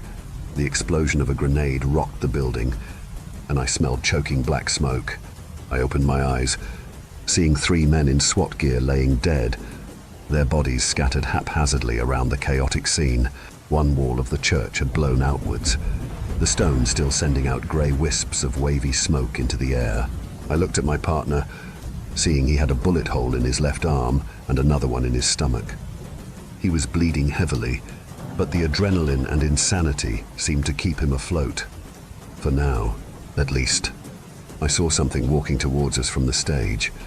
It looked like a small boy, but black shadows spiraled up around his chest and face, translucent and shimmering darkly. He looked about 5 or 6, his skin pale and smooth. As Lovebug's face grew slack and distant, the boy abruptly erupted into flames. "Don't kill me again, Dad," the small boy whispered in a hoarse voice choked with pain. The flames rose from his head and skin, melting his flesh, blackening it. Drops of boiling fat dribbled off his nose and chin. "Don't send me to the dark place again, Dad." He continued creeping closer to Lovebug, moving like a lion stalking an antelope. Lovebug cried, his face going paler. Tears streamed from his eyes as the rifle trembled wildly in his shaking hands. For a long moment, he looked torn, the finger tightening on the trigger as sobs escaped his chattering lips. "Kill it. Lovebug!" I screamed. "Don't let it get to you!" But as he dropped the rifle and knelt before the small boy, I knew it was too late. The shadows spun faster and faster around the burning, dying body of the boy. He gave a scream of soul-shattering agony, reaching out to a small hand towards Lovebug. "Help me!" the boy cried. Lovebug hesitated before bringing an arm up to take the boy's hand. "I missed you, Robbie," Lovebug said before his fingers brushed the boy's. The boy lunged forward, grabbing Lovebug's hand with an iron grip. I saw Lovebug's eyes widen in shock and surprise. A moment later, I heard the bones in his hand grinding together before breaking with a sound like snapping tree branches. The boy's eyes darkened into jet-black orbs, the melted lips splitting into a sadistic grin. "I missed you, too," the thing hissed as its right arm changed, melting and reforming into something black and blade-like. The insectile limb swung forward in a blur, coming straight at Lovebug's heart. He gave a panicked squeal a moment before it hit, trying to pull away with all of his considerable strength, his face turning chalk white as the shattered bones in his hands ground together. I closed my eyes, rolling away, trying to undo the knots that held my hands in place. Lovebug must have been greatly outnumbered. He would never have let that man tie me up. I heard the sounds of tearing meat and crunching bone nearby. Lovebug's final breaths gurgled through the air, but I still kept my eyes closed. Not wanting to look, I felt a small tickle on my wrists, then heard a little voice next to my ear. "I'll get you out of here." I waited a few moments, then I heard the rope snap. I looked back, seeing her holding a piece of sharp, broken glass in one tiny hand.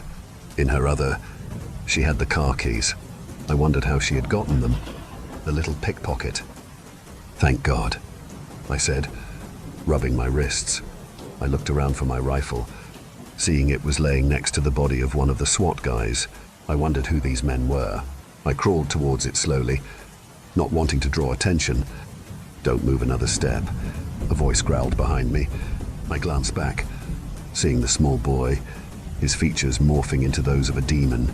Curving horns spiraled from his temples. His jet-black eyes stared down at me with hatred and coldness. "You'll follow your friend who killed my servants. His soul will stay alive forever within my body." A sickly thing wrapped up in an eternal shriek. "Fuck you," I cried. Lunging for my rifle, Emma disappeared behind a pew, running on all fours without looking back. I spun as I hit the ground, turning the barrel towards the morphing face of the shapeshifter. Its jaw unhinged, a snake-like tongue flicking out as it flew through the air towards me. Hollow fangs dripping clear venom grew from its mouth in a heartbeat, elongating and sharpening before my very eyes. I fired twice, the bullets entering through its mouth and coming out the back of its head. Its flesh disintegrated in an instant, the body turning into light, grey ashes that disappeared in the breeze. Breathing hard, I waited, wondering if it was all over. I heard a rumbling far below me, as if an earthquake was starting. A moment later, the church floor exploded upwards, sharp rubble and splintered boards flying in every direction. "It's coming!" Emma screamed, running over and grabbing my hand. I lay there, shell-shocked and unmoving for a long moment. In hindsight, the girl was a natural-born survivor with much sharper reflexes than me. It was likely the only reason she survived as long as she had. "The Titan," I whispered grimly, trying to pull myself up to my feet, but it was like trying to walk on a heaving, sinking ship. Parts of the floor collapsed down into a seemingly never-ending abyss beneath us. Near the stage, I saw hundreds of long, pale arms pulling something bloated and monstrous out of the ground. It was a Titan, and no explanation can ever convey the true horror of that thing. It looked like countless human corpses had been melted together, fused into a ball with sagging, boneless chests, deformed faces and millions of writhing maggots. It groaned and gurgled with many lungs, exhaling a rotting, sulphurous breeze that made me want to retch. A soft susurration of many pained, muttering voices continuously emanated from the Titan. "Emma!" Run! I screamed, but she was already sprinting back towards the front door of the church. I backpedaled, afraid to look away from the creeping monstrosity, the juggernaut of rotting flesh moving towards us. I heard the Titan closing the distance as I sprinted through the front door. The abominations with the silver eyes still slunk around the gate. Blocking the car, I raised the rifle, firing blindly at the creatures, careful not to hit the little girl. "Go to the car!" I screamed at Emma, feeling around for the keys. As the abominations saw the Titan, those still alive scattered, moving in a blur back into the shadows and homes of this rotten place. The Titan broke the front wall of the church, sending splinters of red stone flying in every direction like bullets. It groaned and gurgled faster, its sickly cries more insistent. I ran to the Mercedes, starting it up and pressing the accelerator to the floor. I pulled a U-turn, heading back to the border of the anomaly. The engine roared, the car bucking like a wild stallion as it pressed me and Emma back into our seats. But the creeping Titan continued gaining speed behind us, and for a few seconds, I feared we would be crushed to death under its massive weight. The anomaly shimmered ahead of us. I crashed through it at 200 miles an hour, skidding wildly as the Mercedes hit the dirt road.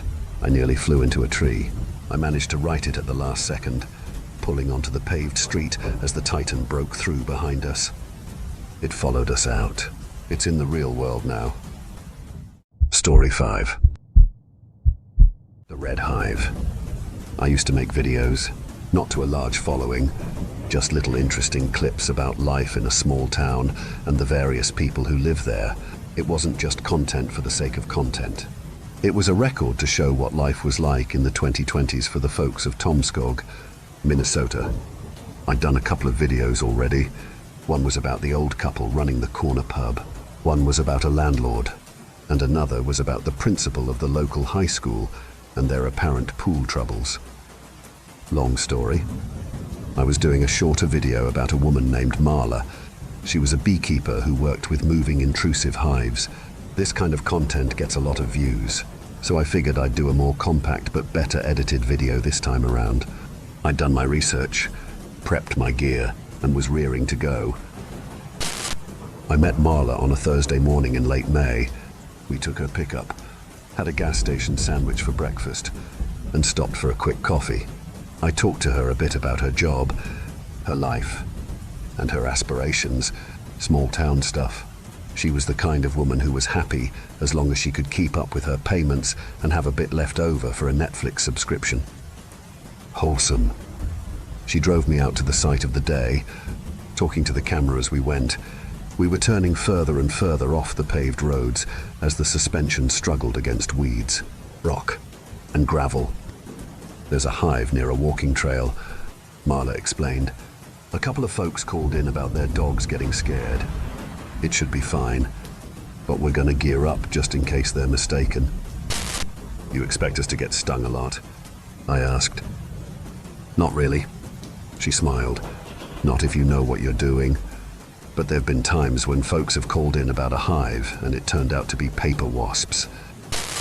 Not as pleasant as honeybees. No, she laughed. No, they really aren't. We passed through a section of trees that covered both sides of the road, the branches hanging low enough to scrape the hood of the car. Emerging on the other side, a field opened up to our right, a large, wide-open field, covered from end to end in blue sunflowers, a local variety that is, apparently, sort of rare. I asked Marla about them.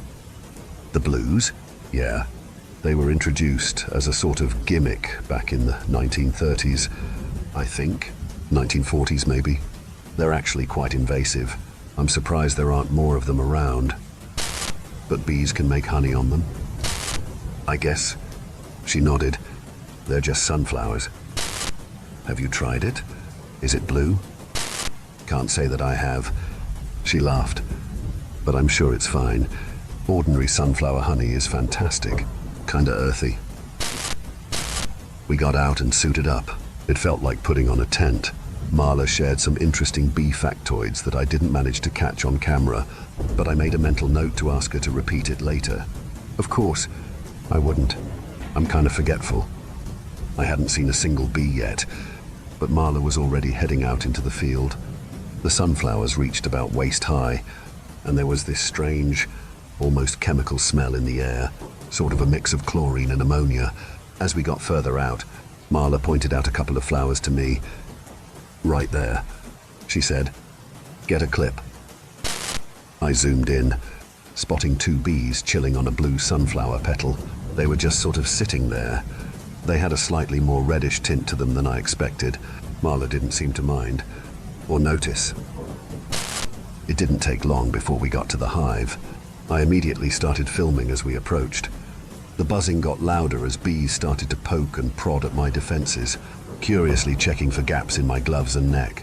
Thankfully, Marla had helped me secure it. Still, the buzzing kinda gave me the creeps. Never been a fan of bugs. Yeah, all right. Marla laughed. No wonder there are bees. Someone set this up. It was a man-made hive, framed with sheets of mahogany, a series of wooden squares with hollow cork pipes lining the inside. The bees had really taken to it, transforming it into a sturdy hive. We usually call these bee hotels, Marla said. Some kind-hearted local set it up. But as this isn't private property, we have to take complaints into account. I'm going to make sure we move it to a better location with more nutrition for our free bee friends here, where they won't spook any dog walkers. And of course, we're keeping the hive. Someone put a lot of thought into this. I got a nice video out of it, how she unsecured the hive, moved the sections one by one, and pointed to interesting pieces for the camera. She found the queen and scooped her up in a separate container. Marla stopped for a moment, though. Apparently, the queen was larger than she'd anticipated. I didn't really have a frame of reference, so I had to take her word for it. We wrapped the hive up under a tarp on the pickup and made our way back to Marla's property. I was afraid all the bumps in the road would shake the bees loose, but they seemed perfectly content. I guess it helped that Marla was a very calm driver. Despite some curious bees making their way inside the cabin, we still had the suits on, luckily. There was a cute hand-painted sign of a bee as we entered Marla's land. When you live in the middle of nowhere, most folks can get away with owning more land than they need, especially if they don't mind having spotty internet or a fair drive to the nearest supermarket. One look at Marla showed that she didn't mind either of these things. We took some time offloading the hive, finding a good spot on the eastern side of her property. There were plenty of wildflowers for the critters to feast on, and Marla seemed confident in her choice. There wasn't much more to it. We set it up, captured a couple of finishing thoughts, and called it a day. As I packed up my gear and took off my suit, I got a moment to speak with Marla without the camera. She was excited to have a new hive, but there was something about her expression that seemed a bit off. I'd love to try some of their honey. I said, I think it'd make a great end to the video. Yeah, I'll keep in touch. She nodded. There was an oppressive silence as she stared into the distance. I tilted my head, trying to catch her attention.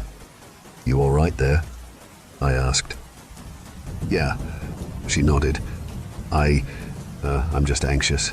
New responsibilities. You know. Is there a problem? She bit down on her lip, squinting. Maybe. A couple of days later, I started getting updates. Marla was having some trouble with the hive. It was more aggressive than she'd previously thought, and a lot of the bees had been dying off at alarming rates. It happens when you move them sometimes. She sighed. It's rare, but it happens. They can have trouble adapting.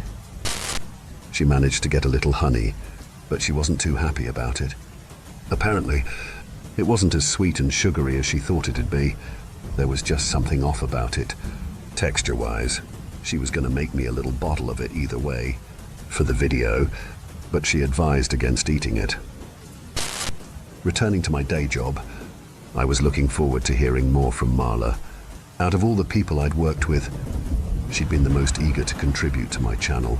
We kept in touch over the week, discussing future collaborations and other ways we could make content. She suggested making a couple of DIY videos to showcase some neat tricks for would-be hobby apiarists. The following weekend, we met up again, another early morning, this time with a light drizzle spattering against the hood of her pickup. The moment she came around, I could tell something had happened. She had these bright red spots on her arms, and she was a lot less talkative than usual. Before I got the chance to talk to her about it, she explained. Got swarmed yesterday, she said. Never happened before. Those are all stings? That's just the thing, she scoffed. It isn't. They're bites. I didn't think honeybees bit people. They don't. We just looked at one another for a moment. Her marks were pretty nasty, some of them swollen enough to burst. The conclusion was obvious. These weren't ordinary honeybees. We made our way back out to the field where we'd found them. I did a little filming, but Marla was self-conscious about her arms. She was scared that it might dissuade people from working with bees, and she kept repeating how it was her fault for not handling them correctly. She said it so many times I couldn't help but to feel she was trying to convince herself rather than me or an audience. We made our way out into the field. Marla flipped open a pocket knife and bent down to check on the flowers. Cutting one off at the stem, she examined it for a moment. She held it up for me to see for myself. I looked it over but couldn't see anything strange, apart from the obvious blue color. You gotta touch it, she said. Check it. So I did. As soon as I touched it, a few petals came loose. The flower was clearly dead and dry. Checking out a couple more, we came to a startling realization. The entire field was, in fact, completely dead, bone dry of pollen and sustenance. And, according to Marla, it must have been dead for months. I didn't really understand why that was such a big deal, because Marla explained. The hive flourished out here, in the middle of the field. If they couldn't survive here, they would have migrated, but they didn't. So what the hell have they been eating? Whatever it was, it's what must have made the honey taste weird. Not just taste, Marla said, shaking her head. The smell is the worst, like stale bacteria and methane. Things started to fall into place. Whatever they had been eating out here in the field wasn't available at Marla's place, hence why they had been dying and getting more aggressive. Getting back to the pickup, Marla was deep in her own thoughts, drumming her fingers on the dashboard. She couldn't figure it out. I tried to cheer her up with a pat on her shoulder, which caused her to flinch a little. I probably poked a bite mark. "Sorry," I said, "but you know, maybe that's why they swarmed you." "What do you mean?" "Well, maybe they tried to eat you up," I chuckled, pointing to her arms. "Bees don't do that," said Marla, her face stern. "I know," I nodded. "Sorry, bad joke." But I could tell I'd planted something in Marla's thoughts, something that worried her. She explained that there was indeed a kind of bee that was carnivorous. There was a type of bee called the vulture bee that fed exclusively on meat. Mostly carrion, though. They weren't active hunters. They couldn't be, as they were stingless. "You think these might be vulture bees, then?" I asked. She explained. "Can't imagine them just, popping up. And even so, they wouldn't be this aggressive." Would explain the honey, though. Marla's face went pale. Had she been eating meat honey? I decided to hold off on posting my video. This was turning into something more interesting, and I wanted to see it through. I filmed a couple of shots where Marla got to explain the intricacies of vulture bees.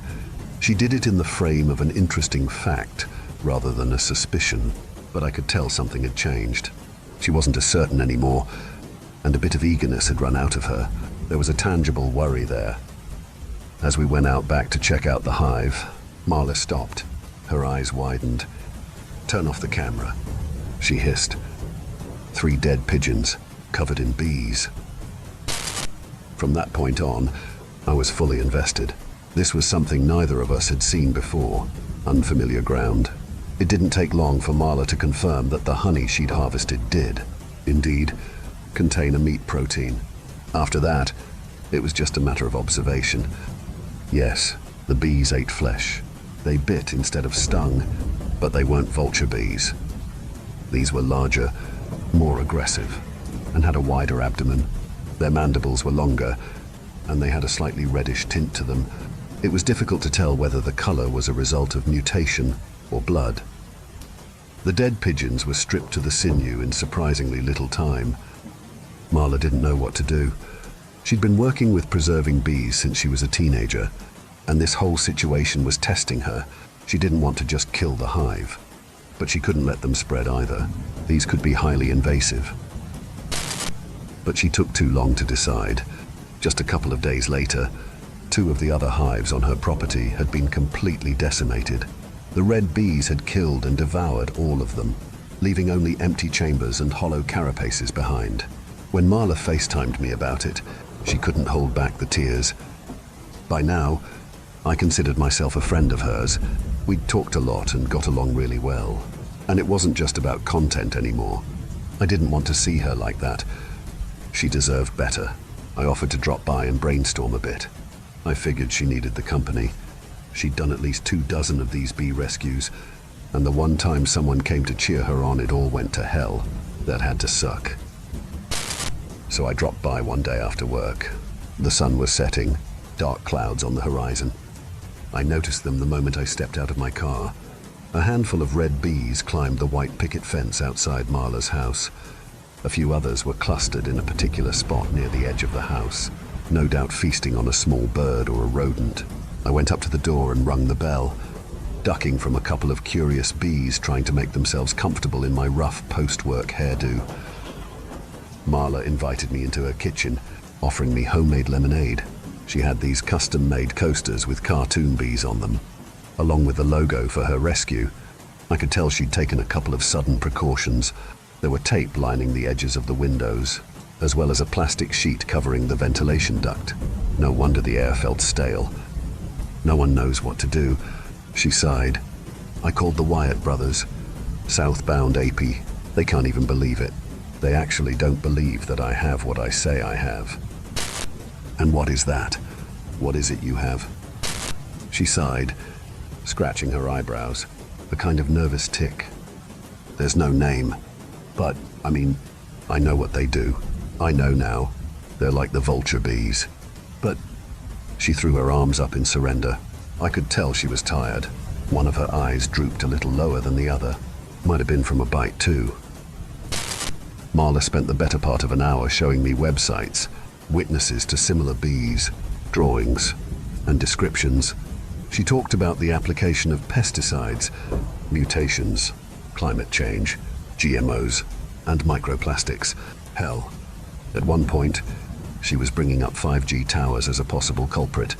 She was all over the place, and I could tell her heart wasn't in it. It was all just desperation, grasping at straws. After a couple of hours, well into the dark of the evening, we'd gone from homemade lemonade to lukewarm, well-nursed beers. We'd run out of ideas and topics.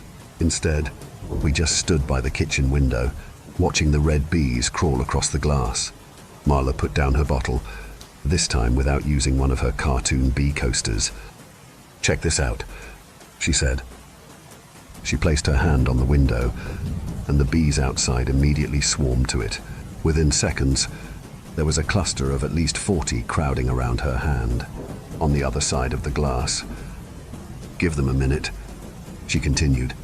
"It's kinda crazy." They started to move in a pattern, a sort of pulse, moving counterclockwise from a perfect circle into a four-armed spiral.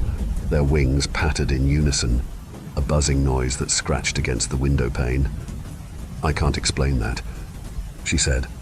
"I can explain following my hand, or killing other hives, but that?" She shook her head, not looking away. "I can't explain that." It got a little bit too late, and I'd had a couple of beers too many, so I decided to crash on her couch. I wrapped myself in a blanket and pulled a pillow up to my ear, so I wouldn't have to hear the buzzing outside. It wasn't loud, but it was such a distinct sound that I couldn't unhear it. Marla didn't seem to share the same issue, though. She just walked into her room, and that was that, out like a light. I had an uneasy sleep, falling in and out of surface-level dreams. I remember forcing my eyes open just to see if I could. I was uncomfortable, and I couldn't stop hearing that buzzing noise. Even when things were quiet, I kept imagining myself hearing it. I'd see little black spots on the windows as they landed and disappeared, looking for a way in. Somewhere in the early morning hours, I was finally out cold. I didn't notice those first few sounds. How the tapping against the window got louder, how the patterns got bigger and clearer. I was finally asleep, and it was already too late when I woke up. I was lying on my side as I popped open a single eye, only to see a red bee on my hand calmly brushing itself clean. I didn't notice the droning noise at first, until I realized the background noise of the room was different. Looking beyond that first red bee, towards the window, I realized something. The pattern of bees was on the inside of the window. There were hundreds of bees already inside the room, but the sound was closer than that. It was all around me, and somewhere in the background, I could hear a breeze. Was the front door open? I tried to stay completely still, but I could feel something in my chest tightening. I wanted to brush the bee off, but I couldn't bring myself to move. Something was holding me back, keeping me from just waving my arms around and getting out. There was something more to this. Seconds later, there was a noise, a rising murmur, like a moving mass. Best way I can describe it is a vibrating burlap bag followed by meaty footsteps. Not loud, but not quiet either. Someone didn't care too much about waking me. If there was ever a time to get up, to run, or to fight, that was it. But all I did was lie there, staring at that one red bee on my hand, listening to something slowly approach from behind. It's as if I knew how badly outmatched I really was. I could feel something shift as the side of the couch was grabbed. creaking noises as fingers dug into old leather.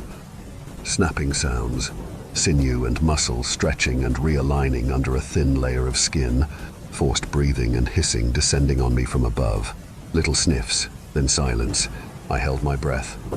Yo, UTOOKMYHIVE. Less of a voice, and more of a collision of wings and carapaces, a shaped buzzing. The red bee on my hand looked straight into my eyes. Not a single twitch. Nothing. I whispered under my breath, trying not to move my mouth. I didn't. There was a pause, a sudden shift as someone stepped back. A little moving mass came loose, dropping on top of my blanket. A handful of red bees, carefully spreading out to investigate me. Behind me, footsteps leading into Marla's bedroom. I could hear her deep breaths from here. I stayed completely still. I was unharmed. I'd be fine. I just had to wait. Every nerve in my body felt like it was put through a white fire. Still, and desperate to explode into action, as little creatures made their way across me, carefully looking me over. The pores on my skin were screaming at me to move, itch, and shudder. I could feel the hairs on my neck rise, only to be tugged on by eager mandibles. Then, a scream. Marla screamed. A bloody, mind-piercing screech. The kind of scream that you just know means pain. Hearing it was like feeling a physical push, and I couldn't hold myself from acting any longer. I rolled off the couch, trying to shake the bees off. The cluster on the window exploded into a disorganized attack, swarming every piece of me, and the room, and the adjoining kitchen. They were inside my clothes, in my hair, in my eyebrows, and they were going to eat their fair share. Every bite was white-hot fire, followed by a sudden stinging cold. I ran outside. I remember taking off my clothes, waving my shirt around, shoeless and burned by bites. I ran from her house, making as much space between me and the hive as possible. There was this blur of buzzing, biting, flailing, and screaming. Some of it mine, some of it Marla's. In the distance, little red spots crawling across my waving shirt. I threw myself on the ground, rolling in the grass. I smacked my body with the palm of my hand over and over, ensuring me that the little tickle I felt wasn't another one of them. Then I just lay there, panting in the grass. They were gone. A single red bee on the palm of my hand remained, carefully brushing itself before casually flying off. I could feel the soothing morning dew on my cheek. I slowly sat back up, leaning against a tree. I could see Marla's house in the distance as I gasped for air. There was a heaviness to my lungs, like I couldn't completely fill them. A man stepped out, or at least the shape of a man. It was hard to tell at that distance. It was as if he wasn't completely solid. His silhouette kept shifting even as he stood still. He stopped in the doorway, looked me way, and just sort of dissolved. I burst into action. My phone was still inside, but I had a backup in my car. I wrestled it out of the glove compartment, staining the driver's seat with spots of blood. My fingertips were bleeding, making it hard to call emergency services. My cheek and tongue were swollen, making it even harder to speak. I made my way back inside as I frantically explained what had happened. What would you even call it? An assault? Marla wasn't in her bedroom, but there was plenty of blood. There was a sound further in. Her shower was running. She'd made it to her bathroom and dropped into her tub. She'd turned on the water, hoping to keep them off. The end result was her ending up swollen and unconscious in the bathtub. Dead bees bobbing in the water around her, some still twitching. It was horrifying. She was bitten. And it wasn't just from bees. There were miscolored marks from all kinds of stings, coloring her skin both a burning red, a pale white, and a faint green. Her neck was almost as thick as her head, but she was alive. Emergency services arrived. They managed to keep her alive, but she had to be put on a ventilator. They claimed she'd had a massive allergic reaction. They said something similar about me, completely ignoring the eyewitness account of a strange intruder. It didn't help that neither me or Marla could say the slightest comprehensive thing about their appearance or identity. It took some time, but I recovered. Marla too. By the time she got back home, not a single hive was left. Every single one had been butchered and devoured. And the red bees, well, they were just gone, along with their handmade hive. Not too long ago, I talked to a friend of a friend who worked at the sheriff's office. I told them where we'd found that first hive. He asked me at least 3 times if I was sure that that was the specific spot. Of course I was. I even had a clip of it. Turns out, that place had been the discovery site of at least half a dozen unidentified bodies a couple of years ago, which, in turn, made me wonder. A couple of wanderers in the area had spoken about finding dead animals on the trail, only for them to be gone the next morning. It wouldn't surprise me if that field was littered with bones. But with the way these things work, there is no telling what else might have gone missing along that trail. That conversation is what spurred me to write this all down. Marla and I will never publish that video. And for all intents and purposes, neither of us will bring it up. This never happened. This couldn't be real. We can't move on with our lives if we keep talking about it, because there is nothing we can say that will make it all right. Instead, she has new hives. She has a new smile. And for a while, I think we can lie to ourselves just enough to make it. Story 6. I never left the house. My name is Lucia, and I have no idea of what my life even means. I think I'm somewhere around 18 years old. From what I saw on the internet, it seems to match me, but no one ever told me my age or my birthday. Apparently, most people celebrate their birthday by gathering people together and eating. At least that's what I understood. I'm still figuring things out. I should probably start from the beginning. I'm losing myself here. As far as I remember, I always lived here, in the house, and I never left it. The grown-ups around us always told us that there was nothing to see outside of it, and that it was for our own safety that we were kept here. And honestly, until these last few weeks, I never questioned it. I have one room to sleep, one room to wash myself, one room to eat, one room with computers, and one room where I went when they had to check on us. I shared all these rooms with Peter. Peter is the only person I've known for my whole life. The grown-ups that take care of us. They come and go.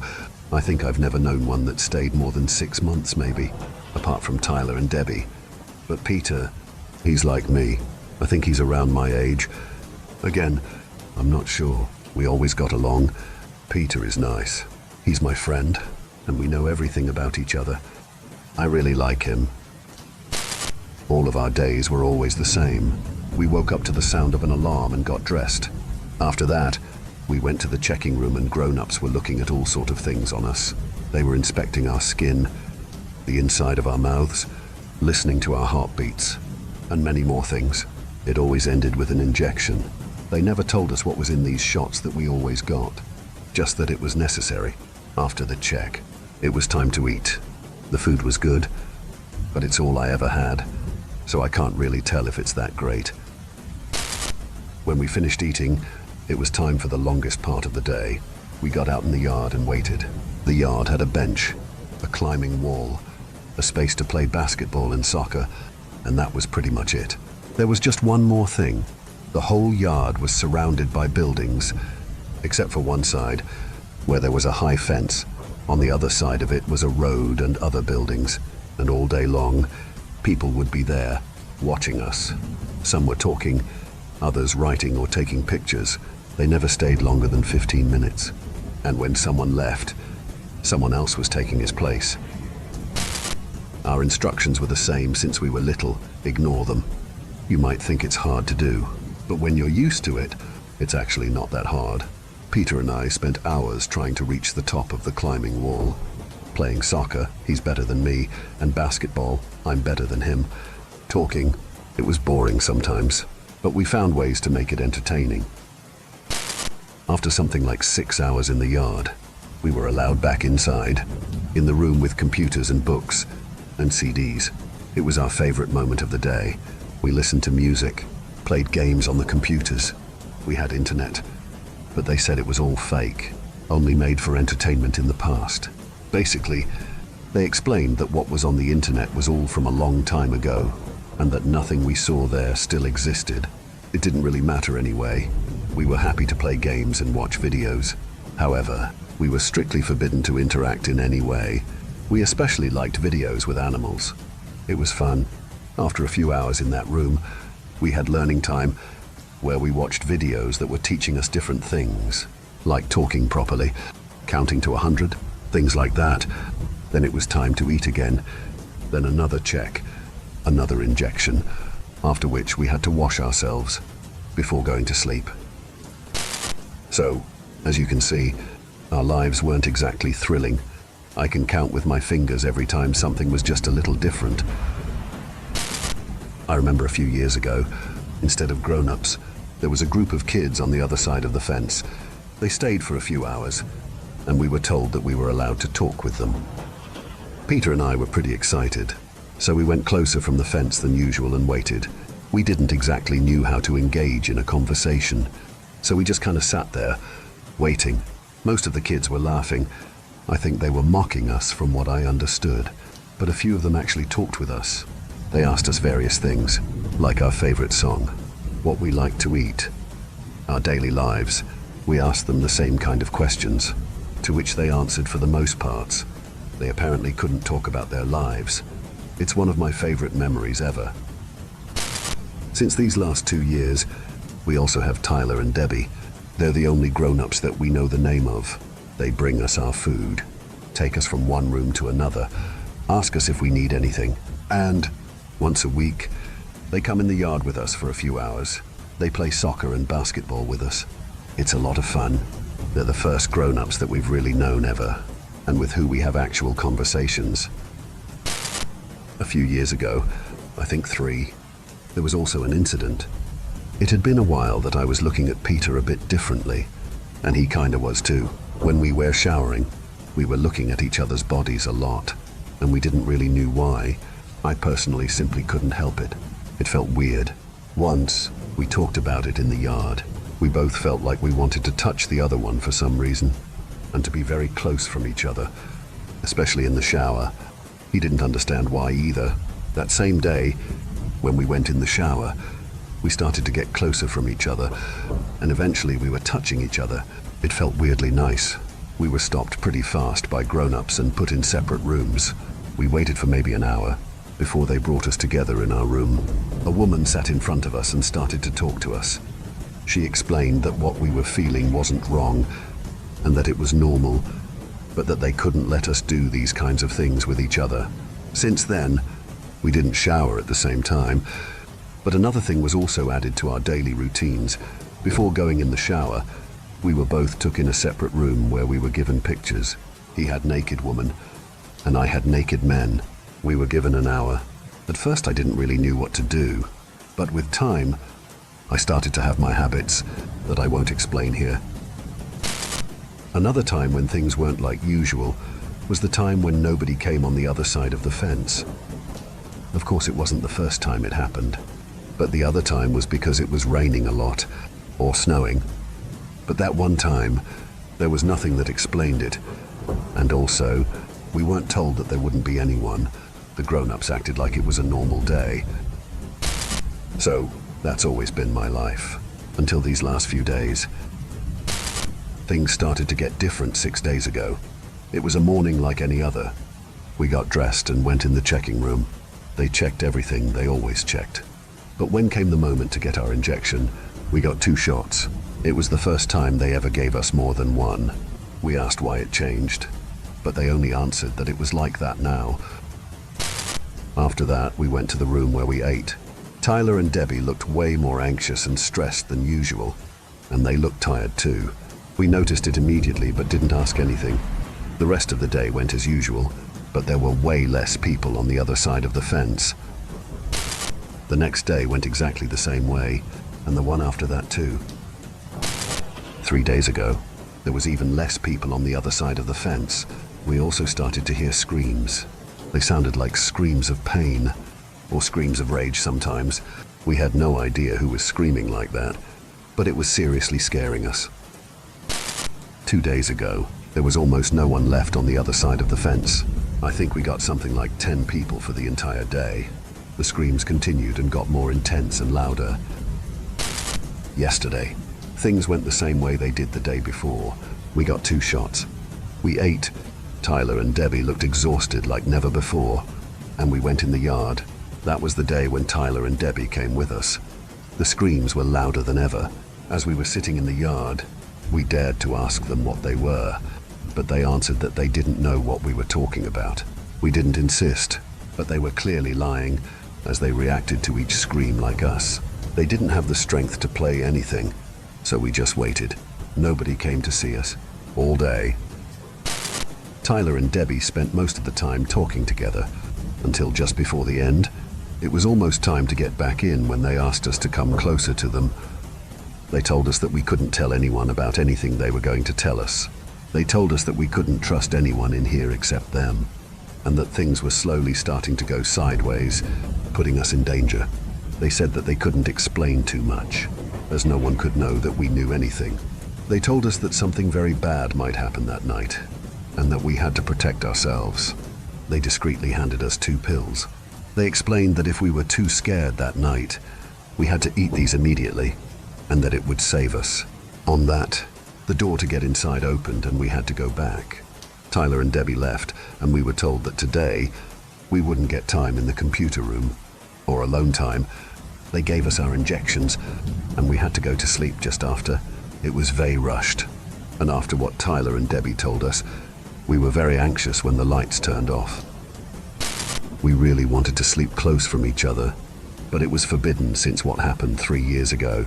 We talked a bit, but none of us really knew what to do of the things we were told earlier. We couldn't find some sleep, so we just stayed awake for a few hours. Eventually, we started to hear screams. It was close. They were screams of pain, and they were getting closer and closer from our room. None of us said anything. We were petrified. The door was locked, and we had no idea of what was going on.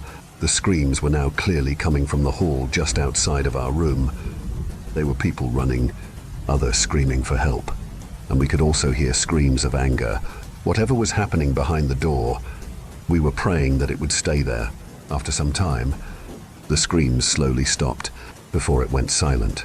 It was suddenly completely silent. I stayed like that for almost 2 minutes, during which Peter and I were trying to make the less noise as possible. Without any warning, something started to hit our door. It was punching it, smashing it, screaming. The door was going to break at any moment. We couldn't hide our fear and started to scream for help. Both of us were crying. It was a matter of seconds before it broke, and Peter yelled at me to take my pill. I took it out of my pocket, looked at him, and we both swallowed it. My last memory is the screams getting louder, and then it's the blackout. I woke up in my room today. I was devastated to find that Peter had disappeared. The door was broken, and I had access to the hallway. I slowly got out of my bed and walked carefully towards it. Nothing could have prepared me for what I saw when I reached the hall. The whole place was covered in blood, everywhere. I never saw that much of blood. It was on the wall, on the floor. I was a bit shocked, but I soon realized that there was absolutely no bodies. I thought it was weird. I yelled for help, hoping that Peter, Tyler, or Debbie would answer, but I had no answer. I walked towards the other rooms. There was still power, but all the rooms that I had access to were empty. There was absolutely nobody. There were other stains of blood all around the place, but not as much as in the hallway. I took the time to eat something fast. As the door to the kitchen was opened, I grabbed some bread and stuffed it in my mouth before exploring more. The only places that I had access to were the one that I was using in my daily life, and the kitchen and some offices in the hallway that were usually locked. I had access to the yard too.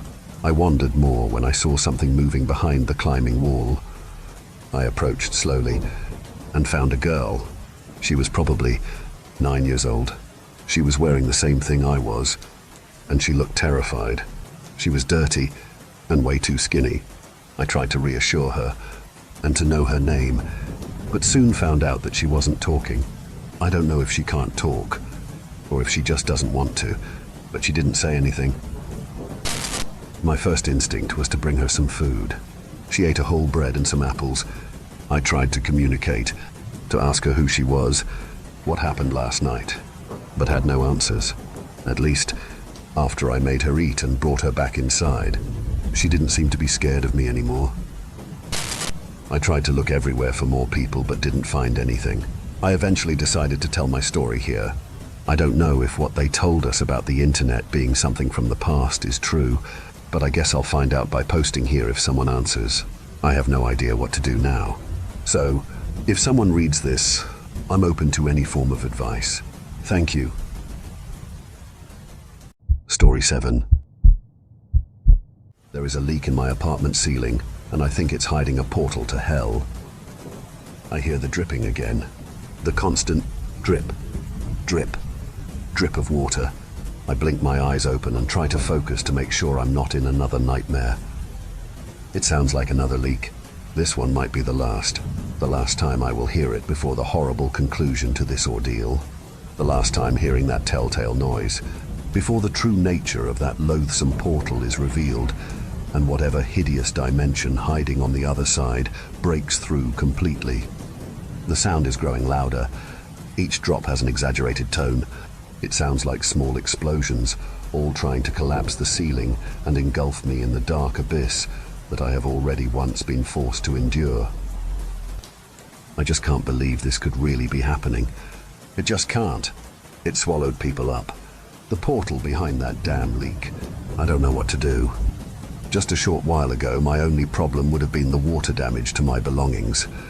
Indeed, such a mundane problem as a leak in the ceiling would just be a minor issue. Nothing to fear except the repair bill, yet I'm afraid it is a bit beyond that now. I shouldn't have waited this long, I should have just left. Yet where could I have gone? Maybe I should have paid more attention to who I was talking to and what they were saying. All too late now, I suppose. I have been living in this apartment for close to 6 months. I had moved into this dingy complex, to a small studio apartment after I lost my job and had to find a part-time position at significantly less pay. I tried to stay optimistic, but even before the terrible reality of what I was stepping into was clear, I was still on hard times. I could barely afford this decrepit room as it was, and I had no family or friends to speak of that I might be able to move in with, so my options were essentially non-existent.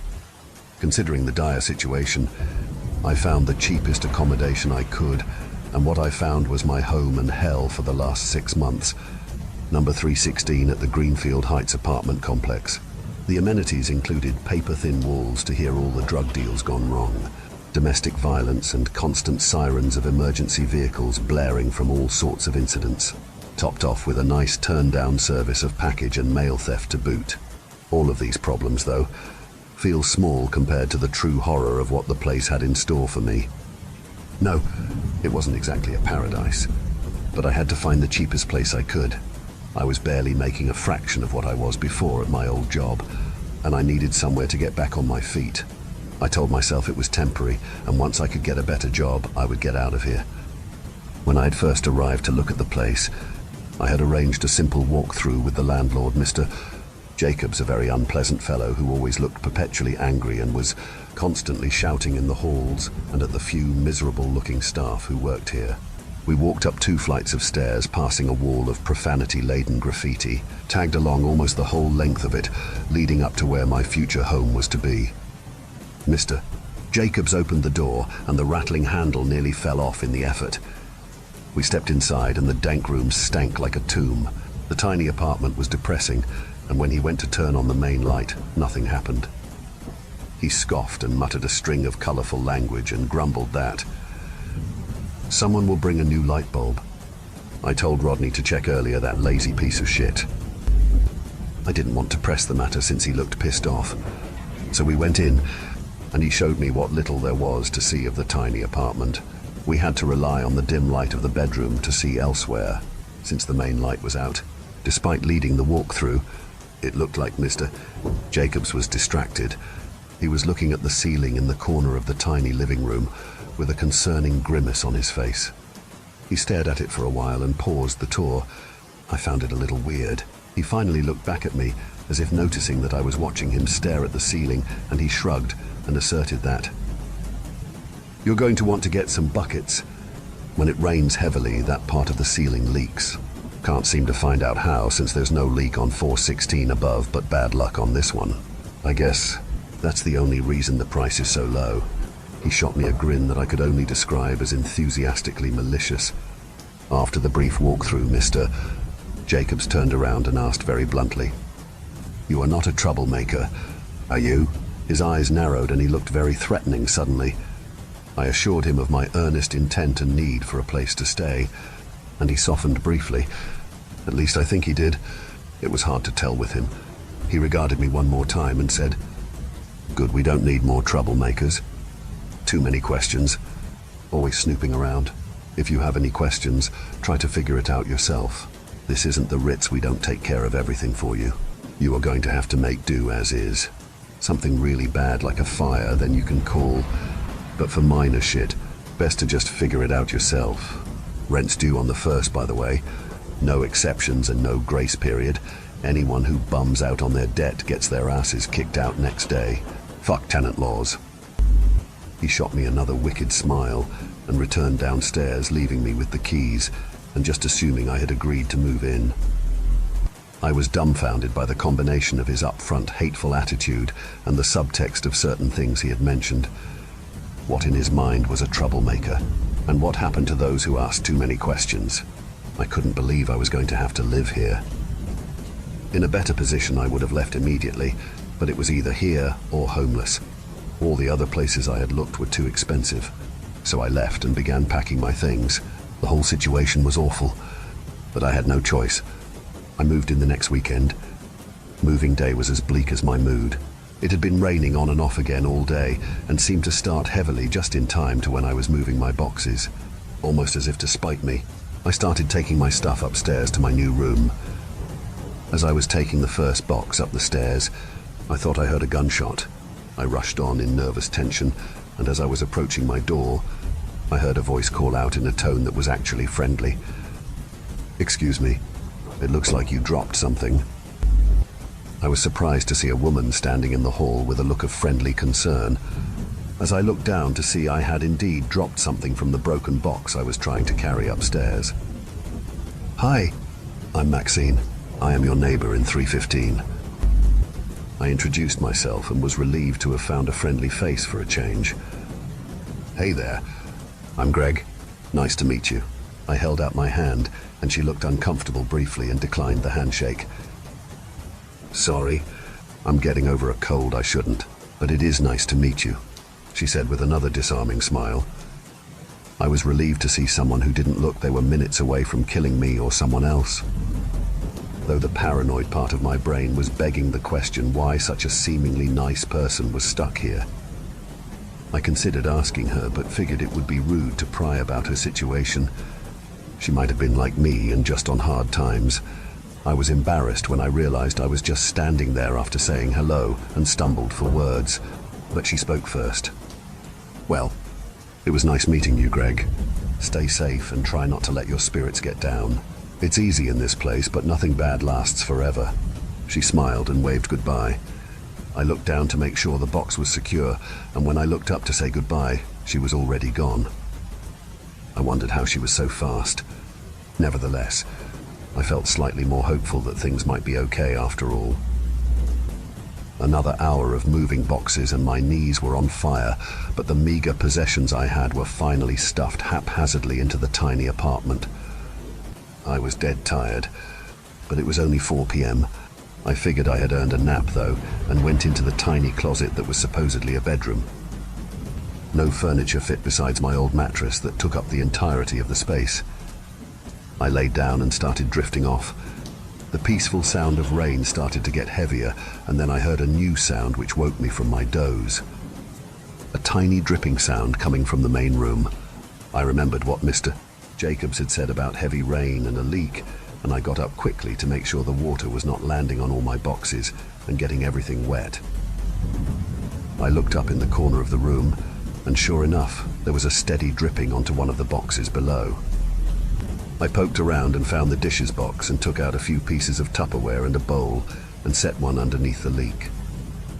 I thought for a moment about calling Mr. Jacobs, but then remembered how he had given up on fixing this leak and realized it would do no good. I turned around to go back to bed when I heard an odd tearing sound like wallpaper being stretched to breaking point. When I turned around, there was nothing there. I figured it was just my nerves and I went back to bed. I slept for about 2 hours, and despite the brief rest, I had a vivid nightmare of drowning in a dark lake with no shores on any side. It was horrible, just sinking into a black watery abyss. I was embarrassed as I woke up with a scream, but relaxed as I realized it was just a dream and no one likely heard or cared that someone in 316 was screaming anyway. I figured the rain and that damn leak had got me thinking about water, and my negative mood may have contributed to a nightmare. So I brushed it off and went about trying to organize the chaos of boxes in some logical manner for this small space. Later that night I had a cup of ramen for dinner and turned in early. I read a bit before bed, almost as if trying to postpone sleep for fear of sinking into that fathomless abyss again when I slept. Eventually, I started to get comfortable and thought I may fall asleep when it started again. Drip, drip, drip. The leak had resumed. It sounded faster than before, and I thought it was strange that I could hear it so vividly. I got up to see if maybe it had overflowed or something, and I was not prepared for what I saw. The ceiling where the leak was had an odd lambent light near the center, kind of like a black light. It seemed to be pulsing in time with the drops of water. There was an odd type of density in the air too, like it was too heavy and thick. It was maddeningly humid as well, despite the cold atmosphere of the room and outside. I was confused and kind of scared by the bizarre display. I just kept thinking to myself, it is only temporary. As soon as I can leave, I will. I can make it through anything short term. I took a step further into the living room and noticed a wet spot on the floor. There is no way it could be all the way over here. The bowl on the floor was not even full yet. I suspected a leak might also be over in this spot now. So I looked up and screamed out loud. There was what looked like a face pressing through the ceiling with drops of water seeping from the thing's mouth. I turned to run and tripped on the wet floor and toppled over, bashing my head into a wall and almost losing consciousness. I was trying to stagger to my feet after getting knocked senseless, and the memory of the face reminded me of my peril. I got to my feet and looked up in tense expectation. There was nothing there. No leak. No face. No glowing, shifting portal. The only evidence of anything was a small wet spot on the ceiling about 9 inches across. At that point I thought for sure that depression over my situation was causing me to go crazy and see things. I desperately wished I could be somewhere else just then. But it was late at night, and I needed sleep. I couldn't afford a hotel, obviously, so I left my room and went outside to the parking lot to sleep in my car. Another week went by with poor work hours, barely any food and bad sleep. Though the one bright side was the surprisingly good weather, days went by and no odd events took place in my apartment. It was a struggle, but at least with a little sunshine, there was no leak to conjure up such terrible nightmares like what I had experienced before. I ran into Maxine again on the way to the laundry room and couldn't help but ask if she knew of anything having happened in my room before I moved in, like anyone having seen anything weird or the like. She shifted uncomfortably and looked down, pausing as if not wanting to answer. I'm sorry, I don't know much. I had not been here for very long when the last person in 316 had left. I say left, but I heard there was an accident of some sort. There was a lot of commotion, and I had heard some strange rantings from the man before it happened. She took a breath to steady herself after the stress of recounting the story and looked away. I was away at work when it actually happened. Apparently, he had been found dead in the apartment. Some say he killed himself, drowning. From what I heard, he was a bad man. There are a lot of bad men that live here. The things that have happened that never got reported, and the people that got hurt, or worse, well, she looked away sorrowfully for a moment and resumed. Well, you wouldn't want to know. A coward like that would try and kill himself, but I think something akin to justice may have caught up to him, something that this place might need more of. When you live with the stain of hate and violence, it leaves something behind, and perhaps sometimes the world finds a way to wash it away and right the wrongs. Anyway, I don't like to think about it. I have to run, I have to get ready for work. Sorry, I couldn't help more. I hope you stay safe and stay dry. You wouldn't want to get swept up too. She turned a corner and I saw a fallen cardigan. I bent down to pick it up and it felt wet, like it had been washed already. Not too weird if she just did laundry, but her footprints were soaking wet as well. I grabbed the garment and rushed round the corner, shouting out, "Hey, Maxine, you dropped this." But she was gone. The wet footprints randomly stopped as well. How did she stop leaving them if her feet were wet? A few more months passed with no leaks and only a few nightmares. My luck turned sour again for different reasons, though. I suffered a severe back injury at work. Since it occurred while working, I got some workers' comp so I wouldn't lose all my income. I did have to take time off of work, so I was forced to stay in my apartment all day and night recouping. To make matters worse, it was getting into the season for spring showers, and the forecast was heavy rain for the next week. I was not quite bedridden, but walking and bending over was very uncomfortable. I considered taking a drive somewhere, anywhere but here. But I couldn't manage the stairs again today, and I knew I at least needed to actually rest for 1 or 2 of my days off. So I was stuck in the apartment, watching the clouds gather and the skies darken. I placed several dishes under the leak spot in anticipation, and I swigged some energy drinks and coffee. I would rest, but I disliked the idea of sleeping any more than I had to, since I still feared those disturbing dreams in the water. I tried to distract myself by watching some old DVDs, since I had no streaming services to watch. As I started to relax around late afternoon, I was shocked back into a frenzied paranoia when the storm kicked up in intensity and knocked the power out. I tried not to panic and knew I had some candles or a flashlight or two somewhere. I would have to get up though, so I figured I would stay in the bedroom. I used my phone flashlight to find a candle and matches and hurried back to the bedroom just as the leak restarted and the drip was heard filling the bowls left out. I felt silly fleeing the leak like it was dangerous. I didn't know why that dream had affected me so much, but it felt wrong. I sat in the dark and waited for the power to return, but it did not. I fought sleep, but even in my paranoid state, I started to drift off. I was content that the door was closed at least, and it slightly muffled the sound of that constant dripping. I awoke to the sounds of running water. The drip was replaced by a torrent that almost sounded like a waterfall. I was too afraid to move, but I had to see if my room was being flooded. I got up painfully and stepped down into ankle-high water. Oh God, this is bad. I thought immediately as I moved to the door to see what had happened. I heard a singular splashing noise, almost like someone stepping through the water. My heart froze as I stopped just short of opening the door and focused on the sound. I heard the splashing again. It was definitely footsteps. I didn't know what to do. I tried to think who might break in. A robber? Maybe it was about the flooding. Maybe it was Mr. Jacobs after all. I grabbed the candlestick and lit the candle. If I needed to, I might be able to use it as an improvised weapon. If it could be a murder weapon in Clue, then why not? I cautiously opened the door, and there was a backwash of even more water on the other side. It almost knocked me off my feet. I stumbled through the door, struggling in the cold water. I knew it was impossible, but it felt like there was a current running through it, like I was standing in the mouth of a river. I finally stepped past the door and into the living room, and almost dropped the candle into the oddly surging waters.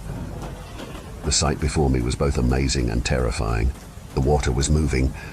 It was flowing into a whirlpool that was at the center of the room, but as it neared the center, it inverted and seemed to be spiraling out from the ceiling rather than the pooled water on the floor, in a sight that blatantly disregarded all laws of gravity.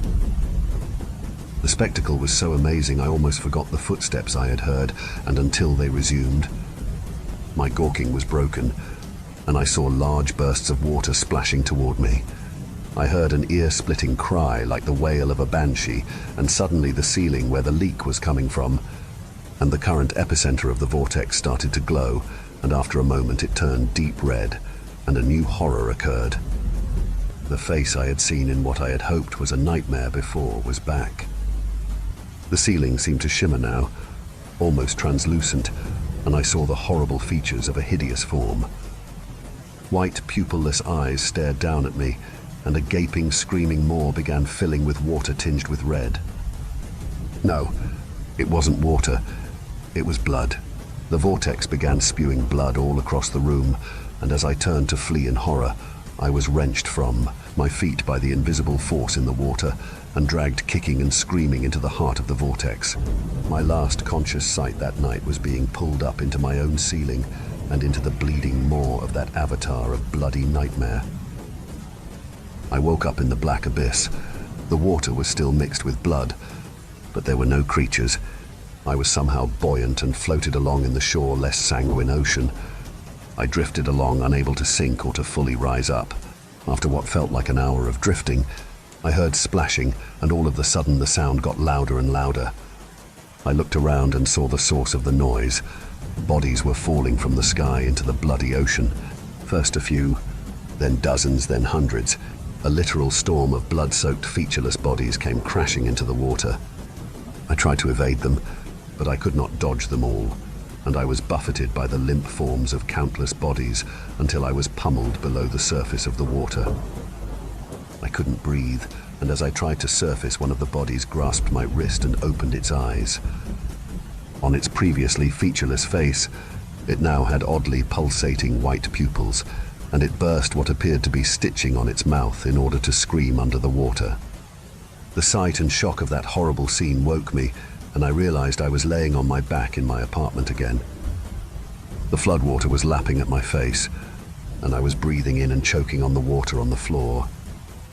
I lurched up as soon as I regained control of my body, spitting water and gagging from the quasi-drowning I had endured. The water looked normal, no blood from what I saw, but the water itself was not a delusion or some trace of insanity. It was there. It was a bad scene. Tons of my things were submerged, and the water damage was extensive. Somehow it had risen to almost 2 feet high. I had to do something. I didn't expect much from this place, but this was a severe enough situation that the crotchety old bastard Mr. Jacobs was going to have to fix something whether he liked it or not, or they would be getting a lawsuit in short order. I figured some lawyers would take easy cases they knew they would win with no retainer needed if they got paid more at the end. So, it would not be a bluff. I was dead serious. I almost drowned in my own apartment.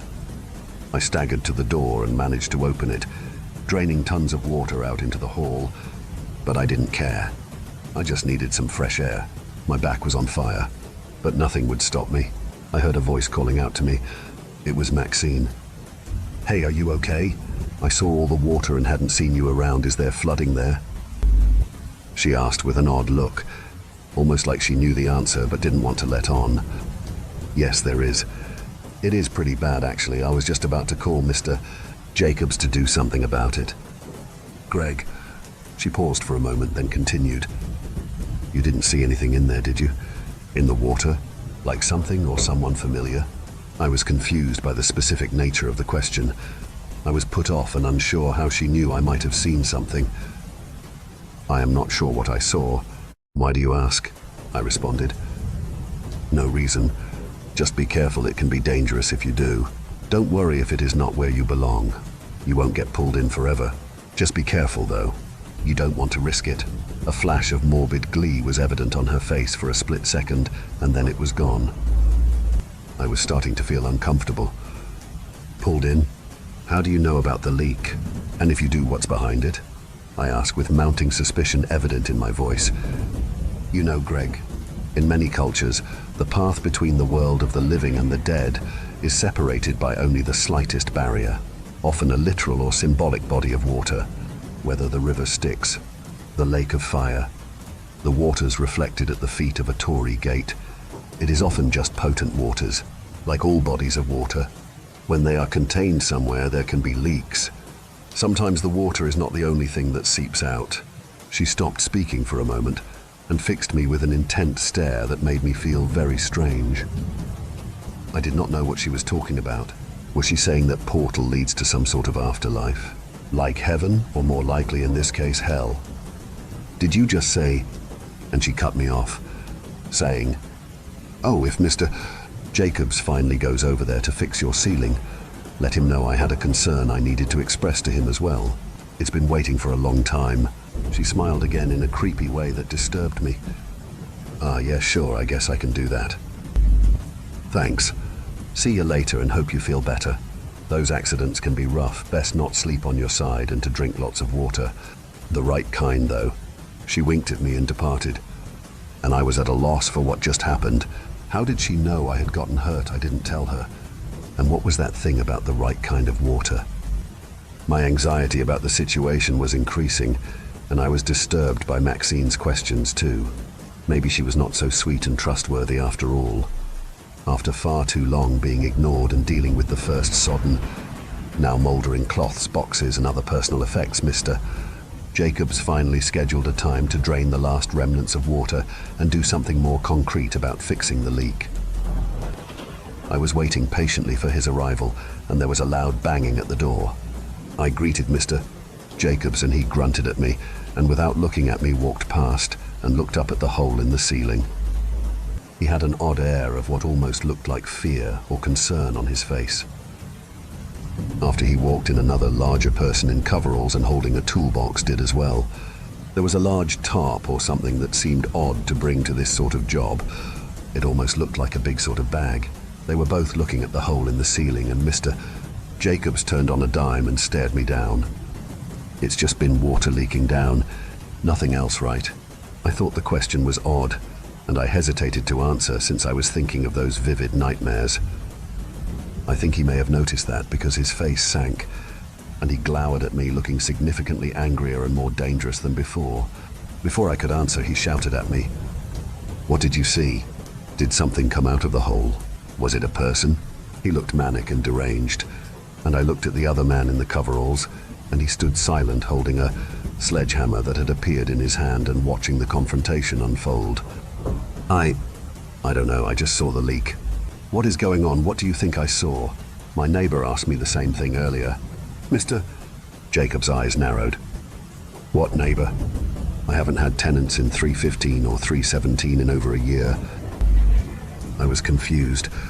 Maybe I had heard Maxine's apartment number wrong, but how could she be my neighbor if she was not in one of those? This must be some kind of mix-up, I figured. My neighbor Maxine, she said she lives in 315. I just saw her the other day and she asked if I had seen something as well. At the mention of the name, Mr. Jacob's face turned white. You said her name was Maxine? She said that. You saw her? He was screaming at me, asking more questions about Maxine like she was on America's Most Wanted. What does she have to do with this? I don't know what the hell is going on, I admitted. Ignoring my question, Mr. Jacobs began pacing and holding his hand to his head. The man in coveralls spoke for the first time. Jack, we have to go. Let's find the body while the leak and portal are still here and dispose of the loose end.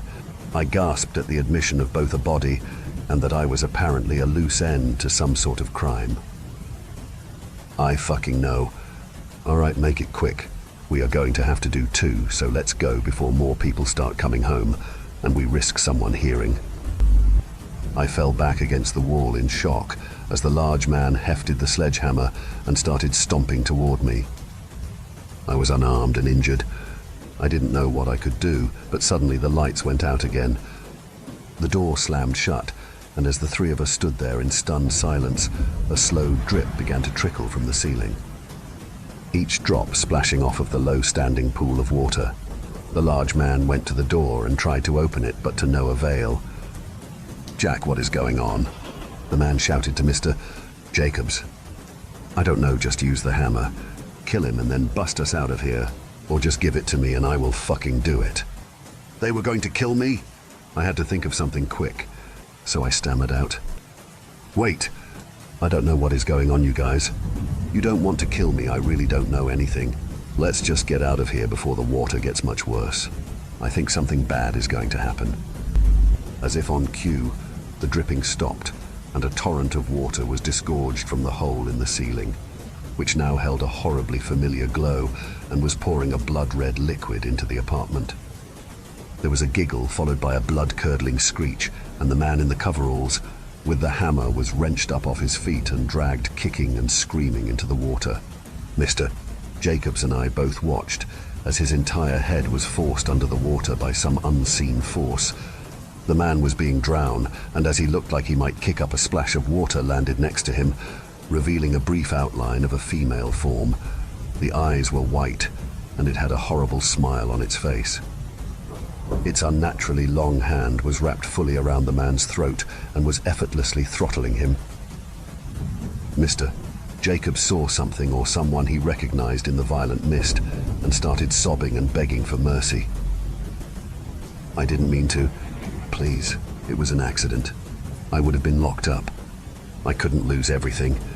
I had to."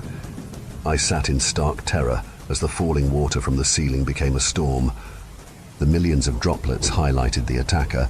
Her form was terrible yet oddly mesmerizing. She strolled along towards Mr. Jacobs, who was grasping at the door handle and tugging uselessly at it.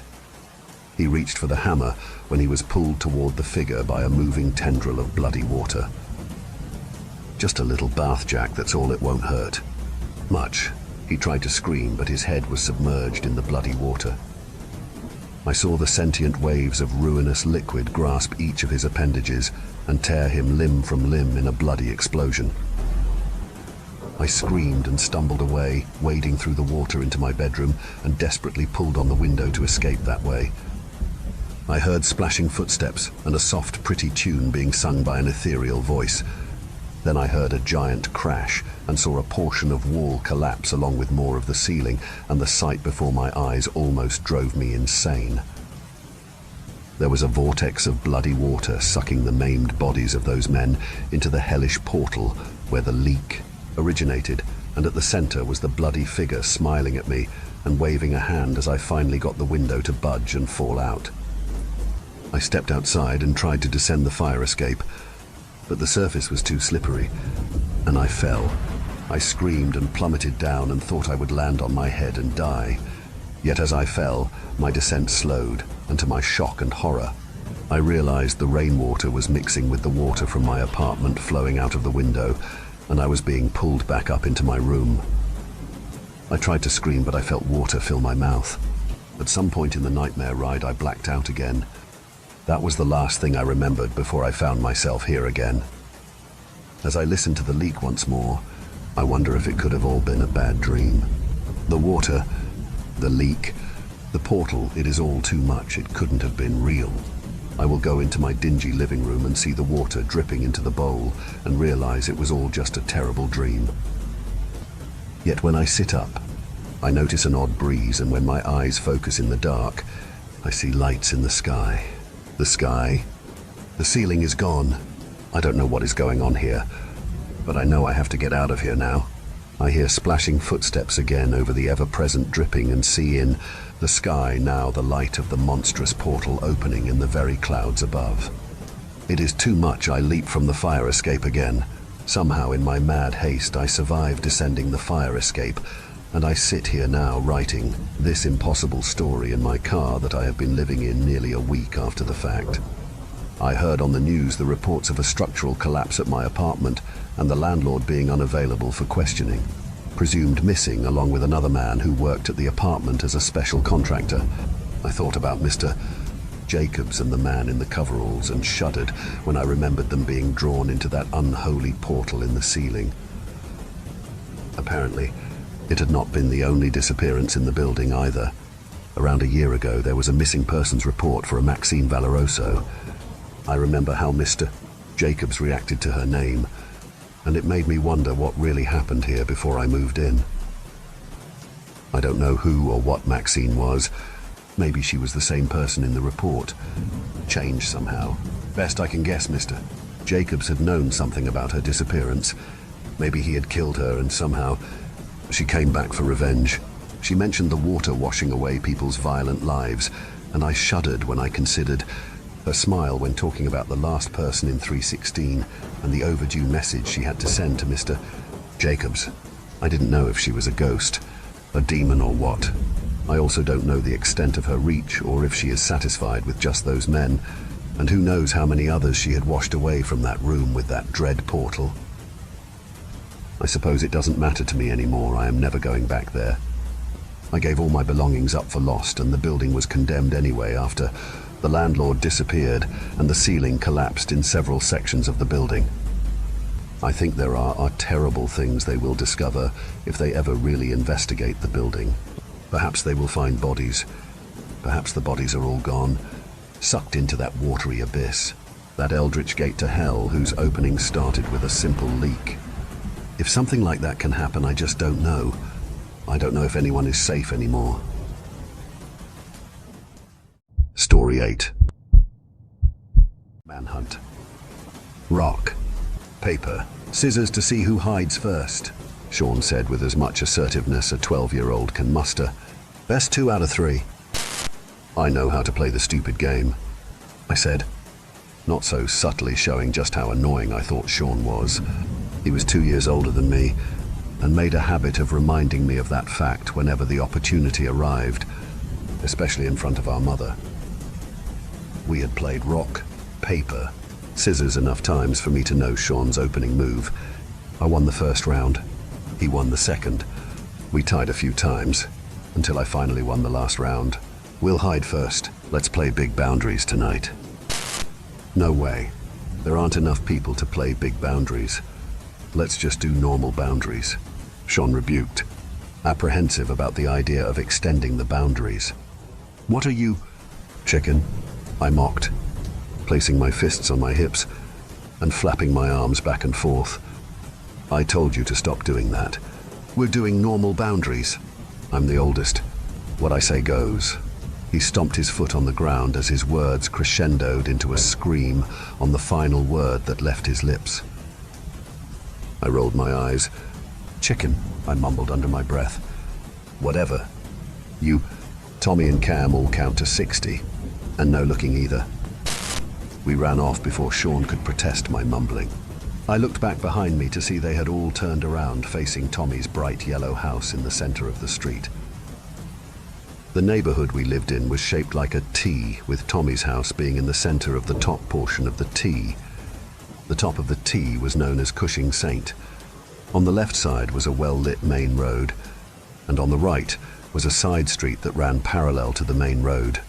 The long portion of the T was Park Ave and was a dead-end street. However, at the end of it was a set of concrete steps that led down towards the parking lot of a convenience store. Cozy 2-story, coastal New England-style homes lined both streets, each with large backyards, none of which were explicitly off-limits to us. However, there was one yard that nobody ever went to. One of the houses on Park Ave was implicitly off-limits. It was by far the biggest house on the street, and it was split off into 2 sections. The first section was the main house, which was situated atop a small hill that looked over the rest of the neighborhood. And the second portion was an in-law suite that was situated on the same level as the street.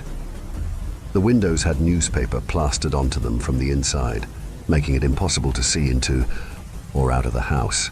The whole house was a faded shade of baby blue, with a black shingled roof that had missing shingles scattered about. The sides of the house were speckled with caked-on dirt, and yellow water stains lined portions of the siding of the house. The yard was off to the side of the house and was filled with grass that nearly consumed my 10-year-old body, reaching all the way up to my chest at some points, and in the center of the yard was a large pine tree that stood at the very least 20 feet tall. 30. Halfway there, Sean shouted out into the neighborhood. I eyed the tree, sprinted over to it, and climbed it as fast as I could. I tried not to think about all the rumors that surrounded the house. After all, this was the last Saturday of the summer before school started up again. I couldn't hold anything back. I got about 12 feet up before I heard Sean scream out, 60! Ready or not, here we come! From then on, I stayed completely still and utterly silent. I was always good at hiding. I had to be. I wasn't the fastest kid, and I didn't have the same stamina the rest of the kids in the neighborhood did. Sean was always faster than me. Tommy and Cam were only a year older than I was, but they had infinitely more stamina than I did. But in order to try and catch me, they had to find me first. My team had Patrick and Luke, Patrick was good at hiding, but not as good as me, and Luke was the only kid who could beat Sean in a race. And that angered Sean to no end. The two of them were always racing each other from one end of Park Ave and back, and Sean never once came within 10 feet of victory. It was no competition for Luke, and I always made sure I had him on my team. From outside the tree, I was nearly invisible, but I could see everything.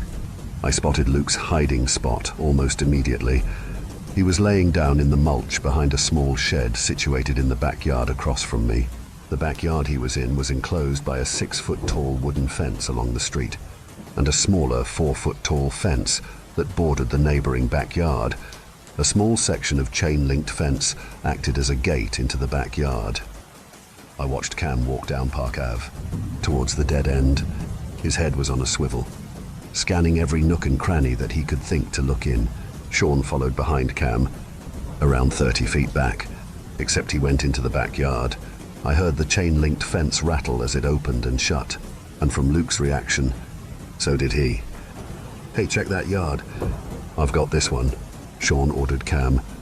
He nodded and did as he was told. My eyes darted over to Luke. I watched as he got up, jumped the 4-foot fence and sprinted past Cam.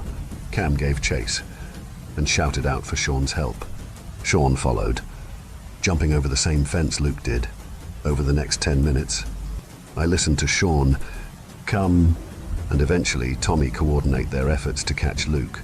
He was escorted by his captors to Tommy's front steps, where he was to stay until the rest of us were found, or until either Patrick or myself freed him from jail. Tommy, the slowest of the three, stood guard to make sure neither one of us could free Luke. From my perch, I scanned the surrounding area looking for Patrick, but he was nowhere to be found, probably in a backyard I couldn't see into. I began to look up into the sky, hoping to spend my newfound alone time counting the stars, but they weren't there, obscured by the clouds that so often hung over our small coastal town. With nowhere else to look, I began to look at the house. When I was younger, Sean teased me with stories about the house, how there was a witch who lived there. He'd say, "You better listen to me when Mom isn't around, or else the witch next door will come and grab you and eat you." Whenever Mom wasn't around, he would grab the milk carton from the fridge and show me the missing kid on the back, point towards the house, and tell me that those kids were stuck in that house. The witch was taking the kids for the sole purpose of eating them. I looked away from the house. Sean always lied, and besides, only babies believed in the witch, and I wasn't a baby, not anymore. I continued scanning the area. I looked back over to Tommy's front steps. Luke was still stuck in jail and Tommy still stood guard. I heard footsteps slamming down against the asphalt. Tommy shot his eyes to his right, looking towards the sound of footsteps. He got low and spread his arms out, making himself as big as possible. Quickly, another set of footsteps bounded across the asphalt, much faster than the first set. 1, 2, 3 manhunt, Sean screamed out, letting out an exasperated sigh. He proudly escorted a defeated Patrick to join Luke on Tommy's front steps. Tommy, Cam and Sean gathered around and moved to the intersection of Cushing St. and Park Ave. Sean crafted their game plan, and he was far from quiet. "Cam, you start walking down Park Ave.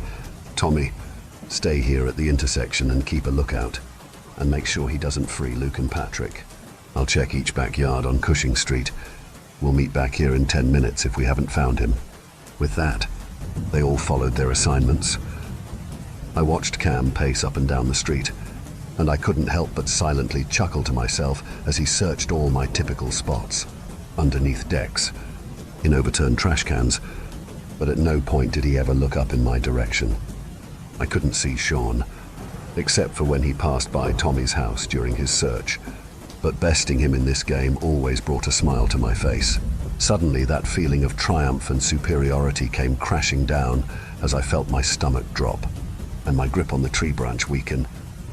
I'd been watching Tommy, Cam, and Sean, but the thought of somebody watching me hadn't crossed my mind, not until my peripheral vision caught something truly chilling. In one of the windows facing me, through a series of pine needles, I could see a corner of the newspaper had been ripped off. and in its place was now a smile, an unnatural, crooked smile. The lips were uneven. They stretched across the face at different intervals, creating a slant. The teeth were yellow, and they each folded over each other, as though there wasn't enough space for all of them inside of the mouth. The top two front teeth protruded out in front of the lips, not too dissimilar to a rabbit. The smile vanished just as quickly as it had appeared, and in its place was the quick flash of light illuminating the whole side yard. But it was centered around the tree, centered around me. No, that couldn't be right. There was no way. I was seeing things. I had to be seeing things. My mom always told me I had a wild imagination. There was no way for a light to have flashed. There was no way for me to see a disembodied smile. I closed my eyes tight and violently forced them open again. The newspaper was still ripped off of the corner. I looked away. Although the smile had vanished, I couldn't bring myself to look back at the house again. At least, not for a while. Sean always lied. There was no witch. Only babies believed in the witch, and I wasn't a baby. The flash had to be headlights somewhere around the neighborhood that just happened to hit the tree, right? It was headlights, and that piece of newspaper was missing before. I just didn't notice it before then. That smile was just my imagination creating something out of pine needles in the tree. I had nothing to worry about. Cam. Sean, get over here! Tommy screamed out into the thick, humid air. His eyes locked dead onto the tree, and even though I knew he couldn't see me, his eyes were staring directly into my own. Cam and Sean arrived. Tommy pointed up at the tree. I think he's in there. I saw a flash of light come from the house, and I swear I saw an outline of a person in that tree. His finger trembled as it pointed up at me. That's crazy, Sean blurted out. He wouldn't go in that yard. He's too pussy. Then explained the flash, Sean. I don't know, Tommy. You're bored and you're seeing things. Don't bother us with anything stupid like that again. Come, keep looking down Park. I'll keep going on Cushing. He's not clever. He's probably somewhere obvious we just haven't checked yet. Tommy was disheartened. He looked to his prisoners for affirmation, but found none. He continued standing his watch. But now, he didn't take his eyes off the tree that I was in. I was stuck there. I knew I had no shot of outrunning any of them, and so whether I liked my spot or not, I was in it for the long haul. I was mad at Sean, and I wanted him to give up. Prove him wrong. Show him that I wasn't some dumb kid. In that moment, more stalwart than ever, I tightened my grip on the branches. They weren't going to ever find me. Tommy had his suspicions, but there was no chance he'd come into the yard to try and prove them right. Cam and Sean didn't believe him. I could stay here indefinitely. I took a small bit of pride in that fact. My spot had worked out. The feeling of triumph brought a smile to my face. I had to restrain myself from laughing with how perfectly everything had worked out. My pride was overwhelming, and as I felt it rising, I learned a very hard lesson. What goes up must come down. I heard the distinct creak of hinges ridden with dirt, dust and grime, echo out into the darkness of the night. It came from the house. Any and all ambient light was now blocked out by my eyelids as fear washed over my body. The witch isn't real. Sean always lies. I'm not a pussy. These 3 sentences ran on a loop for what seemed like decades, but of course it was much closer to 30 seconds. I managed to open my eyes just enough to resemble something closer to a squint. I looked over at Tommy. His eyes were wide, and his gaze had left the tree and was now planted firmly on the house. I traced the path his eyes carved across the neighborhood to find what had caught his attention. The front door, which led directly into the side yard, was now slightly ajar. The ambient streetlight was sucked into the pitch-black darkness of the house's interior, leaving a small sliver of the filth-ridden floor just barely visible. I kept my eyes on the door, praying that it didn't open any further. The world stood still, and it was as though there were only a few things left. The door, myself, and the 30 feet of space between us.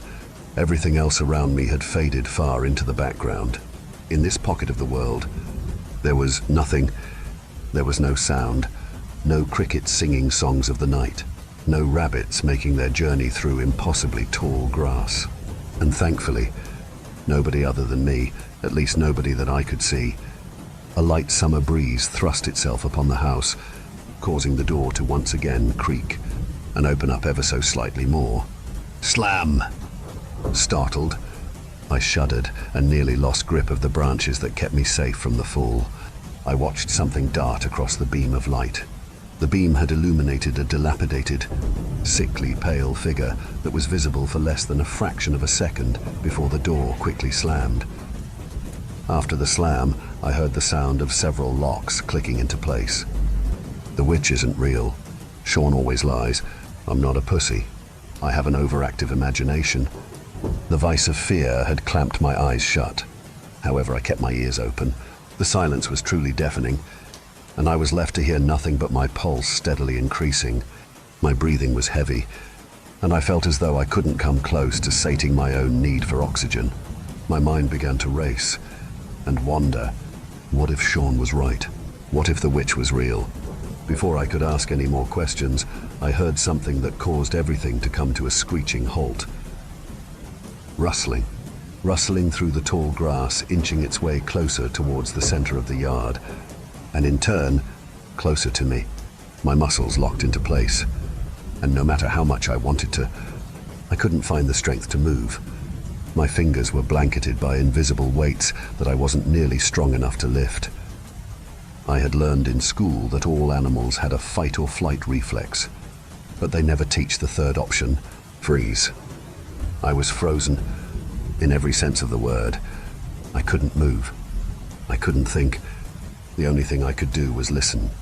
I listened to the tree branch tremble as my muscles violently contracted over and over again, creating tremors that ran their way down my arms, to my hands and finally onto the branch. My legs quaked, shaking their branches, and in turn adding to the rustling. I tried to quell it, take control of my own natural reflexes, all to no avail. I prayed to hear rustling through the tall grass again, making its way back towards its point of origin. I prayed that my ears had played tricks on me. My mind was playing tricks on me, creating terrifying things out of thin air. I have an overactive imagination. There's nothing around me. The only rustling I heard was from my tree. Everything was okay. I had no need to shake, to freeze, to keep my eyes closed. I opened my eyes and there was nothing, at least nothing yet.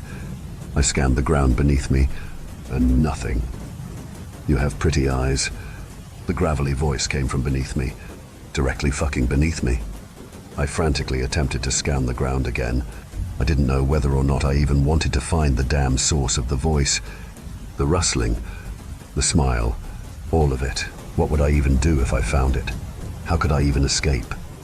A flash of light hit my eyes as a metallic whirring sound surrounded me, followed swiftly by rustling through the tall grass back towards the house. By the time my eyes readjusted to the darkness of the night, there was a line of footsteps stomped through the grass leading to the other side of the house that I couldn't see, and quite frankly I didn't want to see. Seeing my chance to escape, and refusing to stay around after whatever had just happened. Short of falling, I came down the tree as fast as I could, ran straight for Tommy, turning myself in. His gaze met mine. Both of our eyes were as wide as they could physically get. We walked towards each other. He tagged me out and brought me over to my teammates, who hadn't been nearly as vigilant. We never spoke of the flashes, and I never told him about the smile, the voice, or the footsteps leading behind the house. It was better this way. Years have passed since this took place. Sean moved away, and we eventually learned to love each other as brothers. And even though he still mentions being the older brother, nowadays it's much more in jest.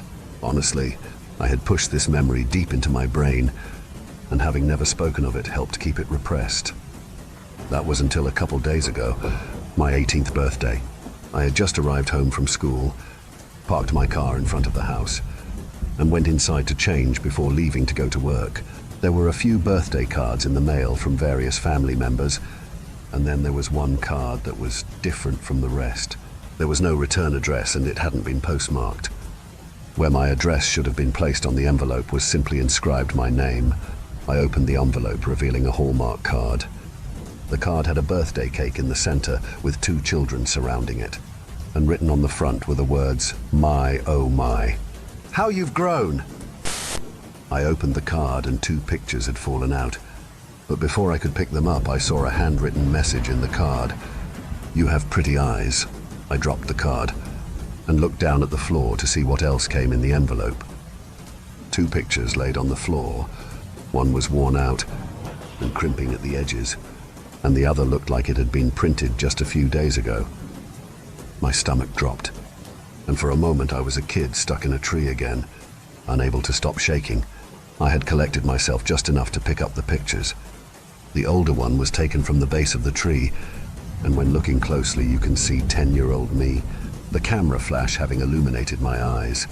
The other had been taken from outside my work, and through the glare from the sun on the windows in the center of the picture was me. Story 9. Inside the circle.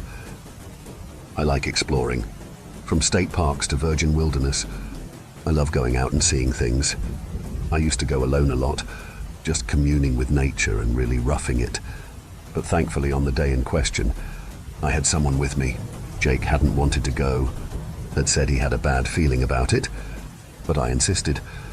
Jake is kind of a shut-in, and I thought that some fresh air and sunshine might help get out of his shell a little. Plus, it was spring, and who doesn't like to go hiking in spring? We were hiking in North Georgia, a state park I won't name so you don't go looking for it. It's beautiful out there. There's a river running through the gorge, places to swim and picnic, rock walls to climb if you're feeling bold, and lots of nature to commune with. We had come to the end of the usual trail, the river continuing on even if the marked trail didn't, and Jake looked at me oddly when I didn't turn around and go back. "I want to see what's up ahead," I told him. I had never been beyond that, but I had always wanted to. "No way," he said. "That's out of bounds. The signs say there are holes or unstable terrain." "So?" I asked. "So, it means it is dangerous. I know you're all about exploring, Chuck, but I'm not trying to die today." "Oh, come on," I prodded.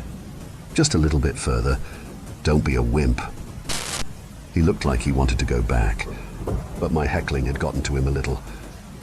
"Okay," he said, "but if it looks bad, we turn around. Understand?" Yeah, I said, waving him off as we went past the signs and onto the unmarked trail. The signs were needless anyway, I thought. Georgia is swampy in some places, and sinkholes and subterranean caves aren't that uncommon. We'd just avoid the soft areas and we'd be fine. I had read online that there was a waterfall at the end of the trail, but I had never seen it. Some hikers said it was beautiful, and that it went all the way back up the cliff, which would be a pretty long drop for a waterfall. I wanted some pictures for my travel blog, and as we walked down the trail, I knew this was going to be a hike we'd both remember for years to come. I must not have been watching where I was going very closely, because all the warning I got was a little cracking sound before I was suddenly in free fall. I was watching the hole in the ceiling get smaller and smaller as I fell, and then everything went black for a little while. When I opened my eyes, that circle of light above me was more like a spotlight. I groaned as I tested my limbs, my back, and my neck, and found myself mostly in good shape. My head hurt, but my arms and legs still worked. I had fallen onto some kind of moss, something that had probably saved my brains from being splattered all over the floor, and as I lay there staring up into the ceiling, I saw a silhouette impose itself over some of the light. "Chuck, thank God. I thought you were dead. I'm trying to get the rangers, but I can't get a signal. You break anything?" I sat up a little, rubbing my head where a knot was forming. I felt a twinge of pain in my back, but nothing too bad. I was smart enough not to push it, though, lest I mess myself up further and unrepairably. I don't know. My back, I think. Well, that's better than most people after they fall into an underground cave, I guess. Unfortunately, I got all the climbing hooks and you got all the rope. I'm gonna head back up to the swimming hole and see if I can get some help. Hang tight. I'll be right back. Before I could say anything, Jake was gone, and I was left with nothing but the moss and the darkness around me. I didn't know how big the cave was, if I was in a cave at all, but the blackness seemed deep and impenetrable. As I lay there, the pain beginning to seep into my body, I thought I heard something. It was slight, no more than a tickle on the senses, but it was definitely something. It was like something with claws walking quietly on stone, like a rat but bigger than usual. I thought it was my imagination at first, but as it circled my spot like a shark preparing to strike, I realized I wasn't imagining it. I lay as still as I could, hoping that whatever it was would decide that I wasn't interesting or eatable, but when it spoke, I was taken off guard. It sounded like a woman, like a young, pretty woman. "Hello?" I stayed quiet, not sure what was going on, hoping it was a delusion or a hallucination. "Is someone there?" It sounded real enough, not like any of the voices I had ever heard in a daydream or a regular dream, and, despite myself, I decided to answer. "Hello?" There was silence for several long breaths, and then it spoke again. "Are you from up there?" she asked, and I assumed she was pointing to the ceiling. "Yeah, my name's Charles. What's yours?" Silence. Silence. And then it spoke again. "I don't have one. No one has ever called me anything." That was weird. I didn't know anyone who didn't have a name. It made me wonder how long she had been down here, and who had left her down here. Had she fallen into one of these subterranean tunnels like I had? Had she gotten trapped without a way out? I asked her, but after 2 long breaths, she told me she didn't know. I don't remember ever not being down here. It's my home, and if I lived up there, it was a very long time ago. The long pauses between conversations were a little weird, but I put it out of my mind. Clearly, she didn't get a lot of chances to talk to people, and she was just remembering how to make conversation. There was nothing wrong with that. In fact, I was glad she had found me. I didn't want to be down here all alone, and maybe I could help her get out once Jake came back. "Why don't you come over here into the light?" I asked, patting the stone beside my moss bed. "That way I can see you." Silence. Silence. Then speech. "I don't really like the light," she confided. "It hurts my eyes and it burns my skin." That made sense, I thought. If she had been down here long enough, then she was probably kind of sensitive to the light. I remembered reading about people who live in the dark too long and go blind when they take them in the sun, and I felt foolish for asking. It was really more my sense of vanity anyway. The idea that I might be talking to some old hag had crossed my mind, but she sounded young and pretty, and I guess I just wanted a look. "Is there anyone down here with you?" I asked, hearing my throat click as I said it. My throat was dry, and when I reached behind me, I felt for my water bottle and realized it had rolled off in the fall. I was thirsty, and I didn't know how long Jake would be gone. "Hey, you don't see a clear bottle anywhere in there, do you? There's water in it and I'm very thirsty." Sitting in the sunbeam wasn't helping matters much, and I was too scared to move to go looking for my sunscreen. I wasn't in a lot of pain, but they said that neck and back injuries could be exacerbated if you moved. I lay there, frying like a fish, and I just knew I was going to have a wicked sunburn when I finally got out of here. When the water bottle rolled out the darkness and bumped my hand, I had to stop myself from flinching away from it. I reached down, trying to move as little as possible, and as the water hit my throat, it was like pure honey.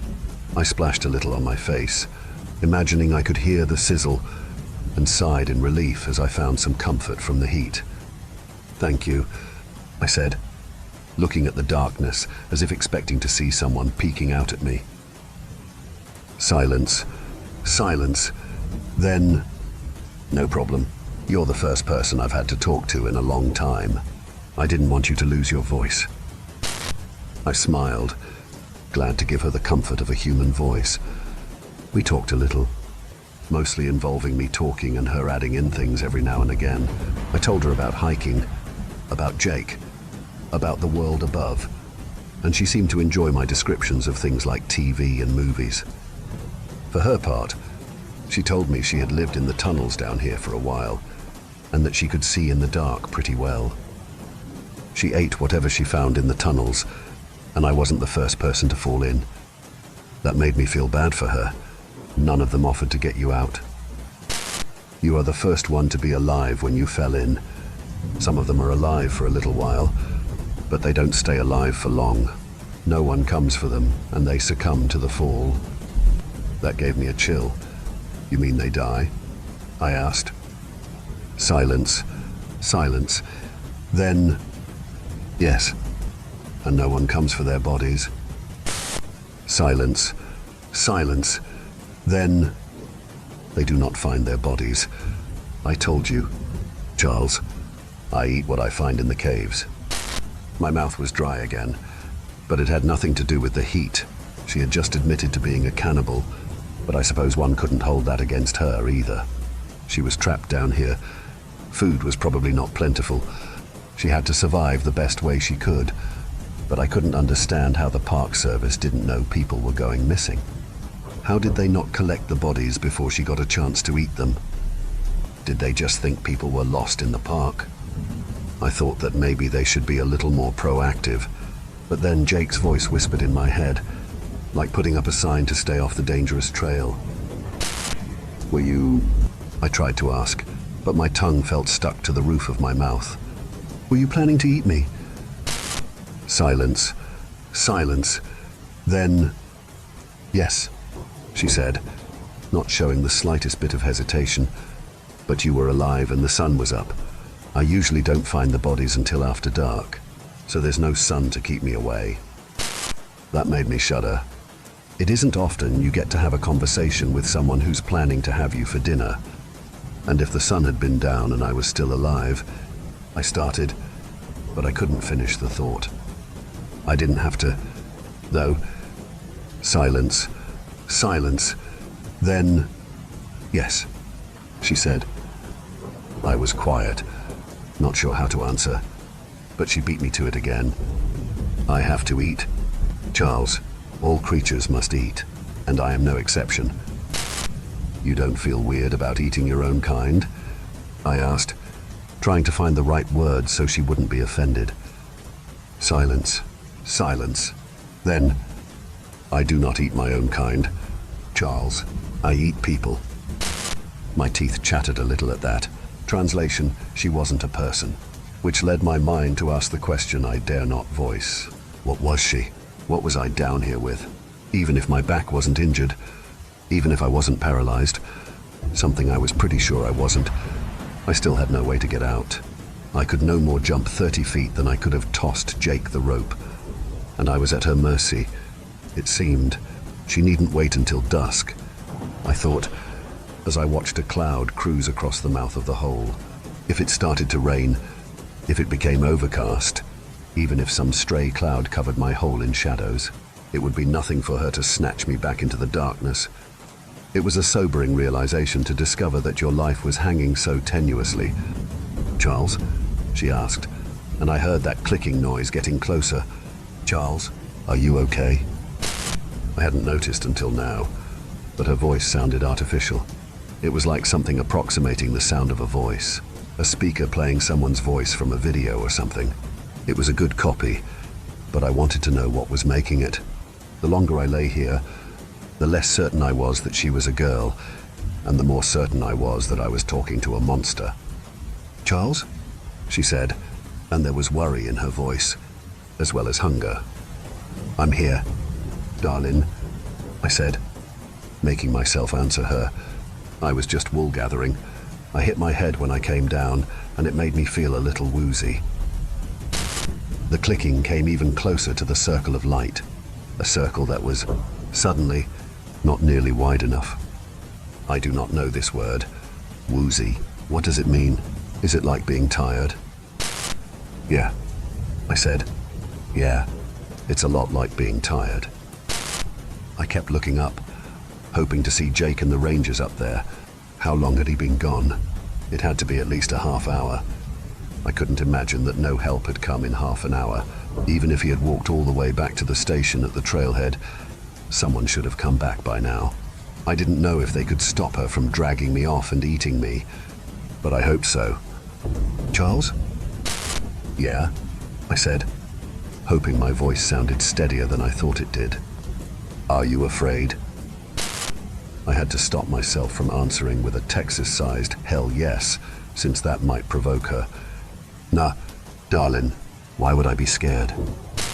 The clicking came up to the edge of the light, slow and unsure, and I imagined that I could see something there, just beyond the light, a face or something, and it did not look at all human.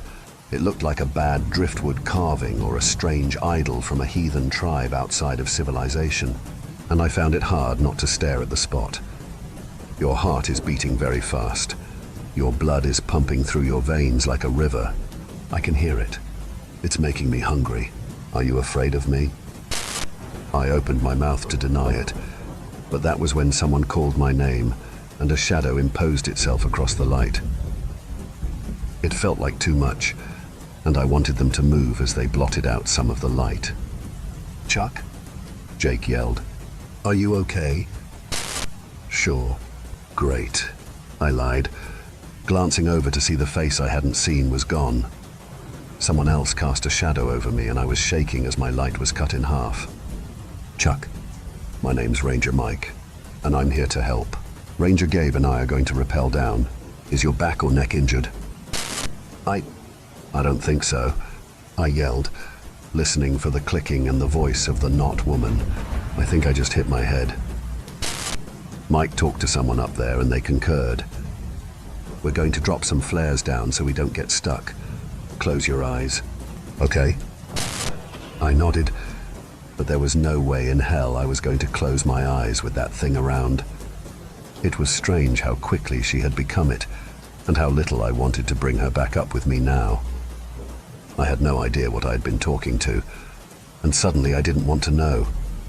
I wanted out of this hole, out of this hell, and I promised whatever was listening that I would never scoff at signs there to keep me safe again. If they would get me out of here, I might never come back to the woods again. The flares came down, and I saw the cave was much bigger than I had thought it was. The flares sent up a ghostly light, casting everything in flickering illumination, and that was when I saw it. It was only for a second as it retreated down a side passage, but I caught a glimpse of what I had been talking to. The driftwood carving analogy wasn't far off, the whole thing looking white and thin and kind of fragile looking. It walked around on these long, thin legs that looked like nothing so much as pure bone, and its eyes were set high up on its bony forehead. It looked at me almost apologetically as it left, but the two rangers who rappelled down never so much as glanced into the cave. They had me up and on a stretcher before I could warn them, and after securing it all to ropes, they had the three of us winched up as the flares burned in the darkness below. There were more rangers at the top, paramedics too, and as they got me topside, I was dragged to stable ground and checked out by the EMTs. They said the bruise on my head was nasty, but there probably wasn't any brain damage. My spine appeared fine, though they wouldn't know for sure until I had an EKG, and my neck felt okay too. Ultimately, they said I was very lucky, and I told them they didn't know the half of it. I'm in a hospital room now, waiting for my EKG, but I just wanted to get this down while it was fresh. I can't prove that it wasn't a hallucination. The ER doc said I was definitely concussed, but I think it was all real. I talked with something under the ground, something that would have eaten me if it hadn't been for the light encircling me. I was extremely lucky in a lot of ways, and I thank God I made it out with little more than cuts and bruises. When, if I hike again, I'll be paying attention to the signs from now on. You never know what you might find just below the surface. Thank you for venturing into the darkness with us. If you dare to explore further, be sure to subscribe to our channel for more spine-tingling tales of horror and the supernatural. Remember, the shadows hold endless mysteries, waiting to be unveiled. Stay tuned for more bone-chilling stories. as we continue to traverse the eerie depths of the unknown together. Until next time, may your dreams be free from the haunting echoes of our tales. Or perhaps not.